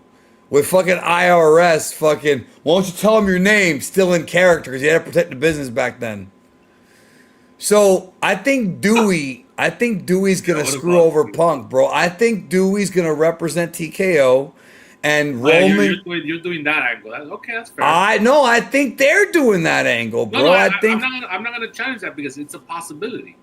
And I think eventually we may get around to seeing Roman and Dewey at Mania next year. If they can do the slow build this year to get to it next year, because the Saudis are going to pay big money for Dewey to wrestle, bro. If it's not war-torn Middle East. This guy said Rock should come out with his 1999 tracksuit on, bro. But that's because he had surgery on his tits. That's right. He only wore that because he had man tits, bro. You should wear that, bro. I ain't gonna do nothing, bro. I still have man tits. You said I get surgery, bro. You make a lot of money. That's expensive. Hire a nanny. That's expensive. So I'd rather have the man tits. Yeah, well, but so yeah, I think that's what I think's gonna happen, bro. I think the match itself will be fine. I gotta remind folks of my prediction because I am the Oracle. Did you hear the promo that Roman cut today in the car? The fact that you think we're on the same level is a fucking joke. I like that promo a lot, bro. Too bad he can't do it on TV. Yeah, but Punk is fuck Roman Reigns. Punk's a good talker too, bro. So that's your prediction. I respect it. It probably will happen. Maybe it won't happen. We'll see. What's your prediction? Well, I already told you last week, and I'm being serious. I know that I'm, trying to be funny a little bit, but my prediction is that we're gonna have the big Cody Rhodes heel turn on night one, where Dewey comes out, and then we tease the whole thing, and it's Cody finally going to the dark side and accepting what Dewey was telling him all along. That he Oh, used to be yeah. So you're saying that, and what about Pat? Is he going to join up with Cody? Well, that's what I had that prediction before they threw Pat into the mix, bro. So I don't know, I'm confused on that a little bit. I haven't figured that out yet. And so my thing was, it keeps Randy Orton as a big baby face, right? It keeps him as a big baby face. And then it finally turns Cody heel, which is where he's kind of been the last couple of weeks anyway. So that's still my prediction. I'm going to stick to that. I don't hate your idea, and honestly, if they do both, I think it'll be too much of the same thing, but it would also set up this TKO WWE feud. They could run that for the rest of the year if they really what about plan it out. Like WrestleMania, the Raging Climax, bro, where they have different matches come into the same storyline. And in night one, we have the Cody heel turn, and then that plays it. They could still do your ending, but Cody's now involved as well, and he's part of the Millionaires Club or whatever, TKO. The TKO group, right? Yes. That's what I'm saying. And so that's what they I'm saying. Could still do it. So they end the night with the TKO people standing up tall, and then next year or whatever later on this year. The NWO Silver and Black is what you're saying. I mean, I don't know if I would go that far, bro. The NWO Millennium, bro. Well, that merges everybody, bro. That's what I'm trying to say. Do you remember the name of the post NWO after the finger poke of doom? What it was called? Yeah, when it was Millennium. No, NWO Millennium was Jeff Jarrett, the Outsiders, and Brett. That was the Vince Russo NWO. That's why I call it Millennium. No, I'm talking about the one where after the finger poke of doom, where the Wolfpack and the Black and White reunited. Do you remember what that NWO was called? No. The NWO Elite. What a coincidence, right? That is right. You're right. I forgot about that. The NWO Elite. Austin King got it. NWO Elite. They probably looked it up. Oh, he did. Yeah, he's right. It was only around for a couple months, but yeah. Because Hogan went babyface at what's that show? Uncensored. Yeah, that's it. By the way, yeah, I met Guy Evans, and I picked up his new book here, Beyond Nitro. This is the sequel to the Nitro book, and he has even more interviews and more shit. He did sign it, and he said that we could reach out to him to be on the show at some point, bro. So I might dig into this book and then maybe reach out to him, because the first Nitro book was good, bro. Yeah, and it has credibility, so that's good. Well, he interviews a lot of people. I even talked to him about when we had a conversation about Bischoff versus Meltzer and I got it for free, bro, because Garrett hooked me up because he gave a copy to Dave, and Dave didn't want it, and then I got it. Well, I talked to him about Dave. I talked to him about Garrett. I'm not Garrett. I talked to him about I talked to him about Dave and Bischoff, right? And how they always call each other liars and shit. You talking about Mabel, bro? We should have. No, that's not the guy to talk to about it. But I asked him though, and what he said is that he goes, "Look, I just got all the information and put it out there and let the reader decide," which is the right way to do it anyway. He needs to say what Jeff Jarrett said, bro. They're all working. That's his response to all this shit, bro. They're all working. He's probably right though, including Dave. He's probably right. They're all working. I mean, he did call Dave a fiction writer, so that's Double J, bro. Man, we like that guy. All right. We respect though. It's rare that I'm gonna find somebody that I respect less than Double J, bro. Right. Well, let's get to this last question here, and before we get out of here, remember, Draven, bro, Double J. Remember, there's a lot of reasons to respect Double J, but one of the biggest reasons is that he took away Kurt Angle's wife. And lived to tell about it. That's right. And lived to tell about it. Yes, he did, bro. Karen. All right. Draven, you said streams ago that love shouldn't be attached to the ego. Can you please expound on that? And you ever ate Cece's pizza? Of course he had. We talked about it, bro. I mean, I can't eat that because that's instant diarrhea for me. But I mean, even so, that's not. I don't even like pizza that much. Yeah, you're more of a burgers guy. So when it comes to finding a partner or finding love, we have to be careful because we have to, like I always tell people, you have to be faithful to your core values.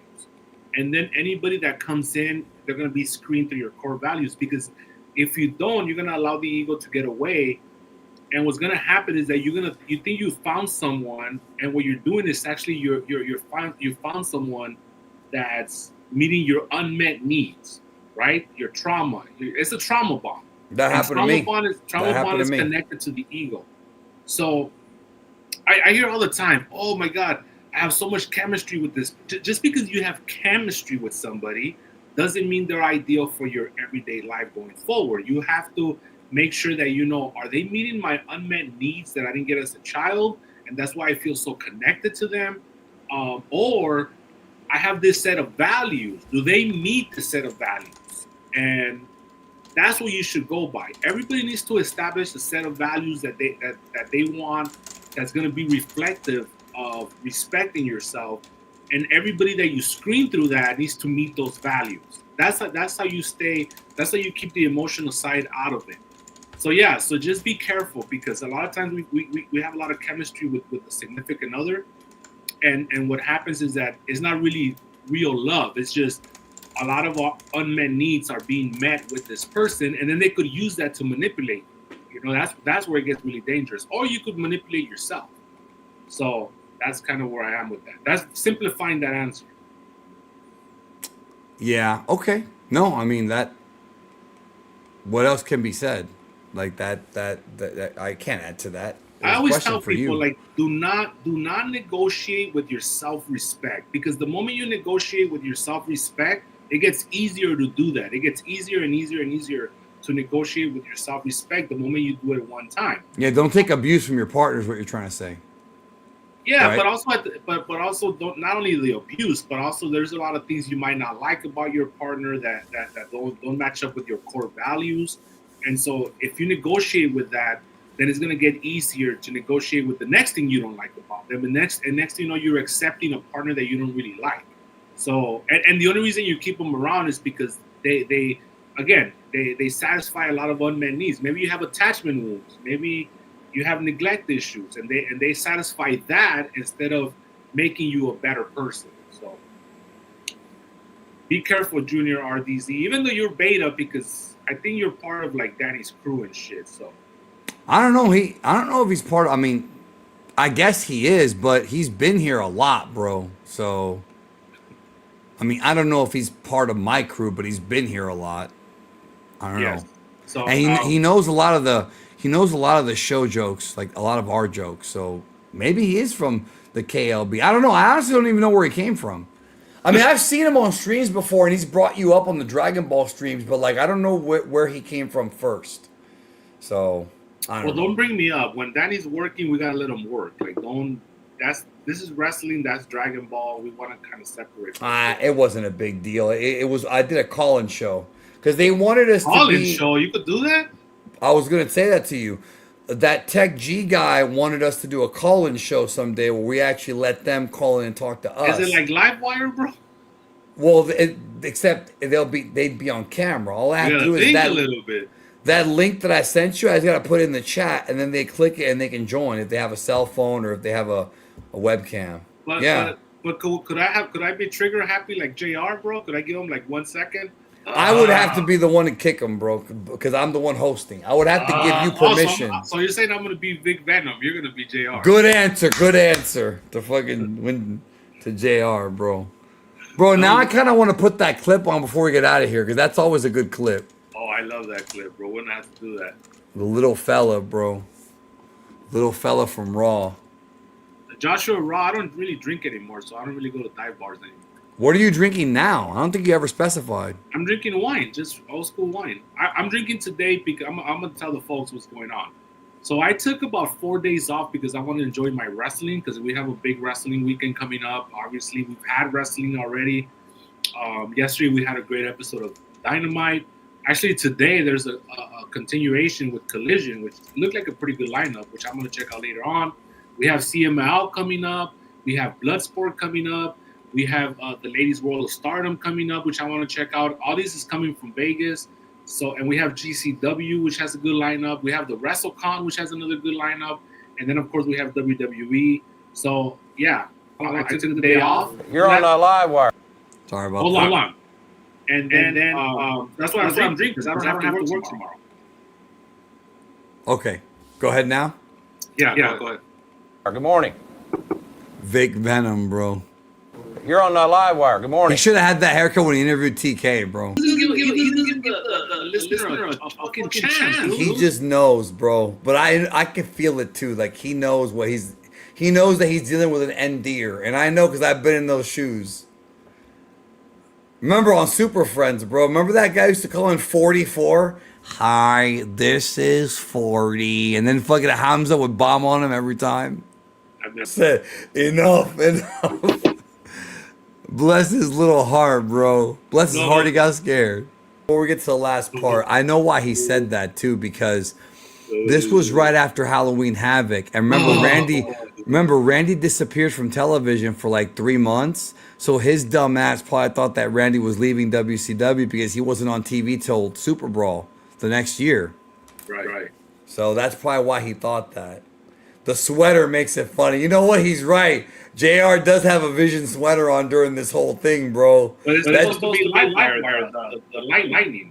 Yeah, but it's still a Vision sweater. Bottom line. Good answer. You're on live wire. Look at it. Good Look morning. at it, bro. It's not lightning. That's not lightning. So He had I can't hear you. You hear yourself. he had to bury WCW, bro. So here's the stiff. He had to bury them, bro. He had to bury them because that's part of his job. Who said that Goldust was gonna beat the belt from who? From Sean? From Hunter. And then he Triple goes, H. And then he goes, uh-huh. Uh-huh. See, that's a little gem that I discovered today, just right now. I've never noticed that. And the Vision sweater. Reginald Bell Johnson used to wear those on fucking. I'll take a coffee and a cruller, black. Bro, he goes, Goldust is gonna be Hunter for the belt. he goes, uh-huh.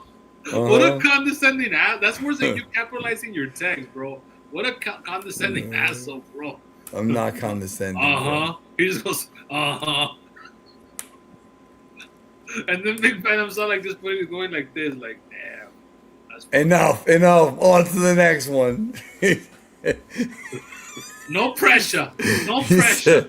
He said, enough. No, my favorite ones were when the first time he appears against the Mexicans.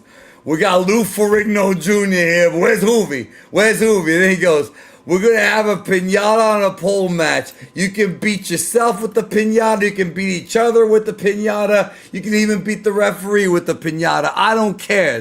Go out there and get me ratings. That's right, bro. Classic. And Viagra on a pole was the following week or the week before. No, but I think that was way after. That was What was the Piper Christmas promo, bro? I don't know which one's he talking about. What about when Piper destroyed the powers that be area, bro? And then Russo, the next time we saw him was in the limo, and you saw his hand sticking out of the limo, bro.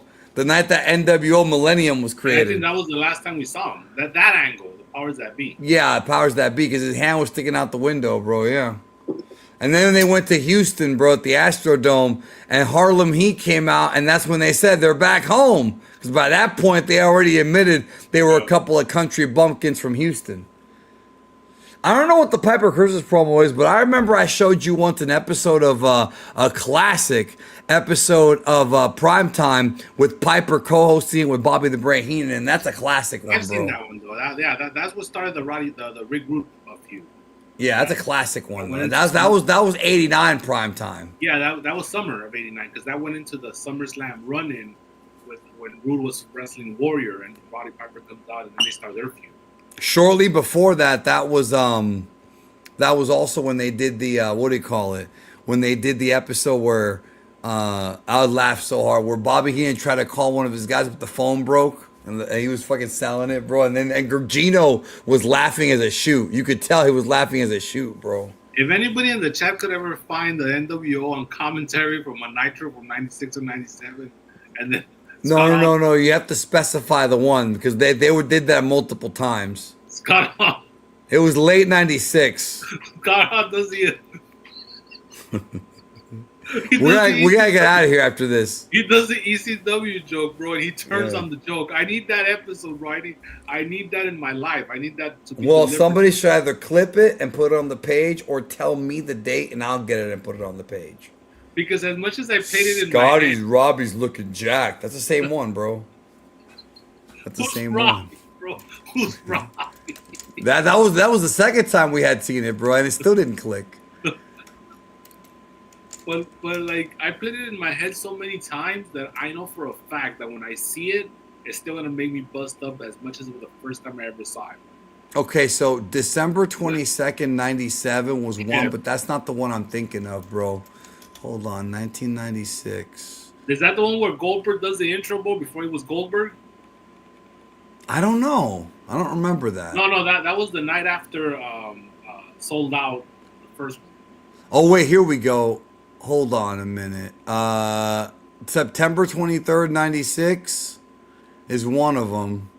Dun, dun, dun. Oh, that was the fucking, I think that was the fucking, Dun, dun, dun, dun, dun. No. This is the fucking cup of soup one, bro. Remember they came out to open the show? Hey, Larry, nice shirt. Did it come with a cup of soup? Dun, dun, Actually, dun, dun, dun. I got the clip, bro. Fuck it. Let's show the clip. That means the stream's gonna go down for a bit, but whatever. I'll fix it. This is the clip right here, bro. This is cup of soup. This is not the women let the kiss women haircut. It's closed though. I can't hear it. We can't hear it. Oh, you can't hear it. I'm sorry. This thing makes you do an extra step so you can hear it, and it's really annoying. That's why I never bought this fucking software. All right, hold on. Let me get to that, bro. Hold on. Here it is, right here, bro. These guys have so much charisma. And I thought for some reason Big Kev had a fanny pack, but it was like the Uzi line from SmackDown that one It year. was exactly. Yeah, it was wacky. No, I love it, bro. I Is love this it. around the? They had just barely come from WWE, right? At this time, like maybe a couple months. This is this is like Cable Ace Awards would have been like September, October. No, because they had already won the tag titles from Harlem Heat at Hog Rock. Yeah. Hog Wild. Yeah, so this would be October-ish, yeah, right? October, November, something like that, yeah. I don't remember. It might have been like September. They never did the job for those titles because they had Sean Waltman lose the title. They were supposed to lose to the Steiners, and then I think they didn't want to do the job or something. What was that? Yeah, what it at was? Sold Out '97.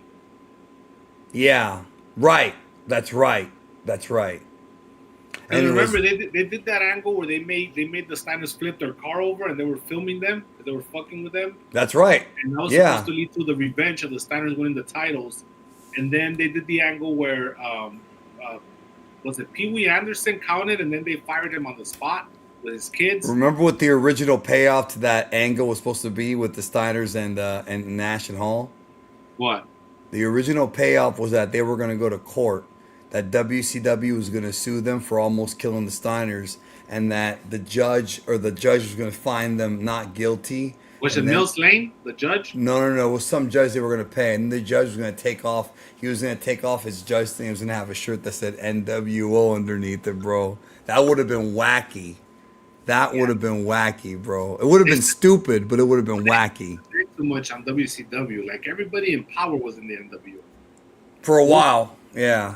In '98 when it got bad. Dr. Harvey Shitter with the flat top, bro. He was the only one that was on our side, on WCW side, babyface. Remember, they wanted Ted Turner, but he wouldn't do it. That would have been great if they got him, bro. Oh, Eric, you're doing a little much there on TV. No, he would talk about Vince without it being scripted, bro. Did you take care of Vince? Yeah, you've been taking care of Vince on Monday. I'm glad I gave you 2 hours. What is it at now? What are we at now, Eric? 7? Remember, this is off script, by the way, so Eric's panicking live on the air. What are we now at 77 weeks in a row? Hey, tell me, Eric. Yeah. No, Ted, we're at 8. We're almost at 8. I don't know what he'll say, bro. I'm tired. We gotta get out of here. Let's get out of here. Folks. I can't Thank you even so do the much, Ted guys. Turner impression. All right, so when are we gonna get together next? Monday? Oh, first of all, before I forget, I want to shout out Alex Quintero, Quintero's. I think it's his birthday today. So Oh yeah, because he asked you for it. He did, yeah. So he asked for a shout out, like a mark, and I'm gonna give it to him. Happy birthday, Alex Quintero. This is for you. Yes, I did. I know the answer. I just did, as far as Faces of Death, I just did an entire podcast. And if anybody that wants to listen to my movie podcast, I'll put them on the KLB page if you guys want to listen to that. Because I do a few podcasts and movies as well. And I just talked the whole Faces of Death retrospective. But I also talked about the new one that just came out, which is really good. It's actually a really good movie. I'm not going to spoil anything, but essentially it's about a serial killer who's using the Faces of Death vignettes as inspiration, and he's around going murdering people using that. It's pretty clever, and so people need to check it out. It's a really good movie. What about the drama? That's getting a lot of rave reviews. I haven't watched the drama. I missed that one. A24 film. Yeah, I'm not in the mood for that shit. You gotta be in the mood for it. And all that. Because some All of right. them are way out there, bro. Like, they're like weird and shit. Actually, okay. I did not get burnt out. That's not what happened, bro. Bro, There's is that other your things. record 12 times? Yes, it is. That's my record. It'll never be topped, I don't think. Oh, you don't say that. You never know. I'm never going to go see a movie more than 12 times, bro. But that is correct. I Maybe did see Minus that. Zero will get you there 13 times. I don't know, man. It's in New York. I don't know. Like I Friday know. the 13th Part 8. Yes, it is. And like Godzilla 98. Well, But, Takes Manhattan, I heard. It's Gojira Takes Manhattan, bro. I That'd just be fucked awesome. myself with that one, bro. Yeah, so oh yeah, Michael's coming out too. That's the Wait Michael a minute, Jackson. go. No, I could read it here. What Like he this? got burned on and stopped. Oh, No. That was a while ago. That was 2024. No, wait. 2023 is when that movie came out. yeah. That was Danny doesn't watch movies. Super science. Super that was right. 3 years ago, bro. No, and I was still doing the movie theaters back then. I just haven't been in a while. I feel like it's a personal thing. Besides you Mario. don't have to share, but I feel like so. I respect that. Well, there's a lot of stuff going on, but I want to go back. I really do. Well, but hopefully you see Michael next weekend. I do want to, but I want to also see, is Project Hail Mary out, like, still in theaters? It's still in theaters, bro. It's a big hit. Maybe I But it's will still see it, in bro. theater. The showings might be limited, but it's still there if you want to make time. I mean, I'm going to miss the IMAX fucking... I think it's already out of IMAX, bro. Yeah, because they're showing Mario Brothers, Mario Galaxy on IMAX. Yeah, but there's something else. Isn't there something else that comes out this week? No, Mario Galaxy still has the big IMAX. Well, I'll tell you what. Project Mary Jane is not in... It's not available Project Mary yet. Jane, you mean Hail Mary, bro? Oh, shit. I wrote Mary Jane. I'm retarded, bro. I wrote Project Mary. Oh, it's already out. Okay, I can download it. I mean, I can... Rent it. You're gonna rent it. I'm going to rent it, yeah. I'm going to get it from my boy Tori Rent tonight, bro. Let me see. Okay. I'm going to rent it, yes. Let me see who still has the IMAX bullshit. Oh yeah, Super Mario Galaxy. Oh, because Lee Cronin's The Mummy comes. I'm gonna go watch it tomorrow. That's morning. right. Now, what is that movie? That's not related to the Brendan Fraser. No, it's another retelling of The Mummy. It's like the one that Tom Cruise did that flopped. Yeah, but it's another retelling. Like it's not connected to any of these movies. Yeah, so it's kind of like the Frankenstein that came out of like Nosferatu, like one of those. You say no? That was man. I was gonna say you saw Exit 8, but that was another podcast. Exit 8? Yeah, it's a horror movie. No, I don't think so. Yeah, there's a lot of movies that came out, but they're all smaller movies. I gotta go catch up on them. I can answer this. How accurate is it to claim that Blu-ray's better audio visual than watching in a stream? Very accurate. You're not going to be able to replicate a disc, whether it be a Blu-ray or a 4K, or Blu-ray or a 4K. Now you are tired, bro. You're not going to be able to replicate that on a stream because the internet bandwidth can't handle it, especially 4K. And I'm telling you this as somebody who has a 75-inch TV with a 4K player with a lot of movies. You can't. You can't. You cannot. There's not enough bandwidth on the internet available to the public for us to stream a movie in full 4K. So what you're seeing on Disney Plus and Netflix is a compressed lower bit rate 4K. It's not really 4K. And there's a lot of other ways that they fucking fuck with it, but it's not really Who UHD. put that TV on your wall, bro? Did you pay extra? Or No, you they do did it for me. They did it for me because I got it on Black Friday. The Best Buy people did it for me. No, this is, remember, I got that TV before I actually paid. No, before I moved in here, I had the house bought. I got it for Black Friday 2018. You got your and- house on Black Friday? No. I got my house on November 20th. But I got the TV on Black Friday. The house is already built, but I hadn't moved in yet. When they put the TV up, there was no furniture in here yet. It was just the TV Not and even that's that it. $400 rug that's around the TV? No, I bought that way later. I bought that rug in 2021. That's $300. I remember when I went to your house, you made me take off my shoes to walk. That's up the right. rug. That's everyone. Everyone, you can't put your shoes on. No, it's too expensive, bro. $300. Anyway, Yeah. you have a cool surround sound too. Yes, I fixed it finally. Yeah, bro, do not ever listen. If you care about video and audio quality, there's a stark difference between 4K streaming and 4K, the real 4K, and there's also, it gets more complicated when we talk about Dolby Vision, and there's other ones out there, Dolby 10, whatever, but trust me, especially old movies. If you pop in a Jaws or a fucking The Godfather or anything shot on film, not digital, on film, you'll really see the difference.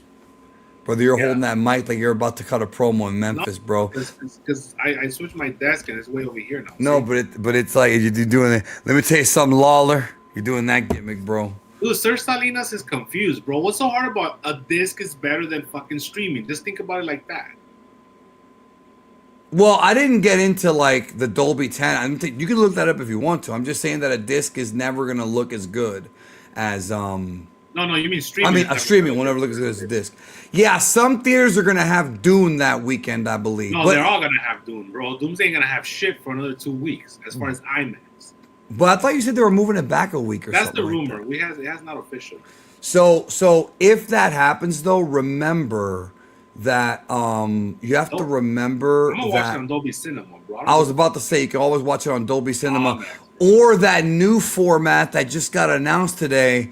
XL? It's called Infinity Vision. What is that about? Have you heard about That's this? probably from somebody other than AMC. That's like maybe like Regal Theaters. I don't know.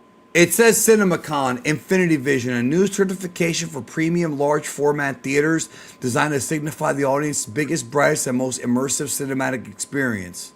Largest scenes for maximum scale, laser projection for superior brightness and clarity, premium audio formats, and immersive sound. It sounds the same as fucking Dolby, except they're saying they're going to start with the Avengers Endgame. It's going to be the first movie to have it, the re-release of it. September, which I'm excited for.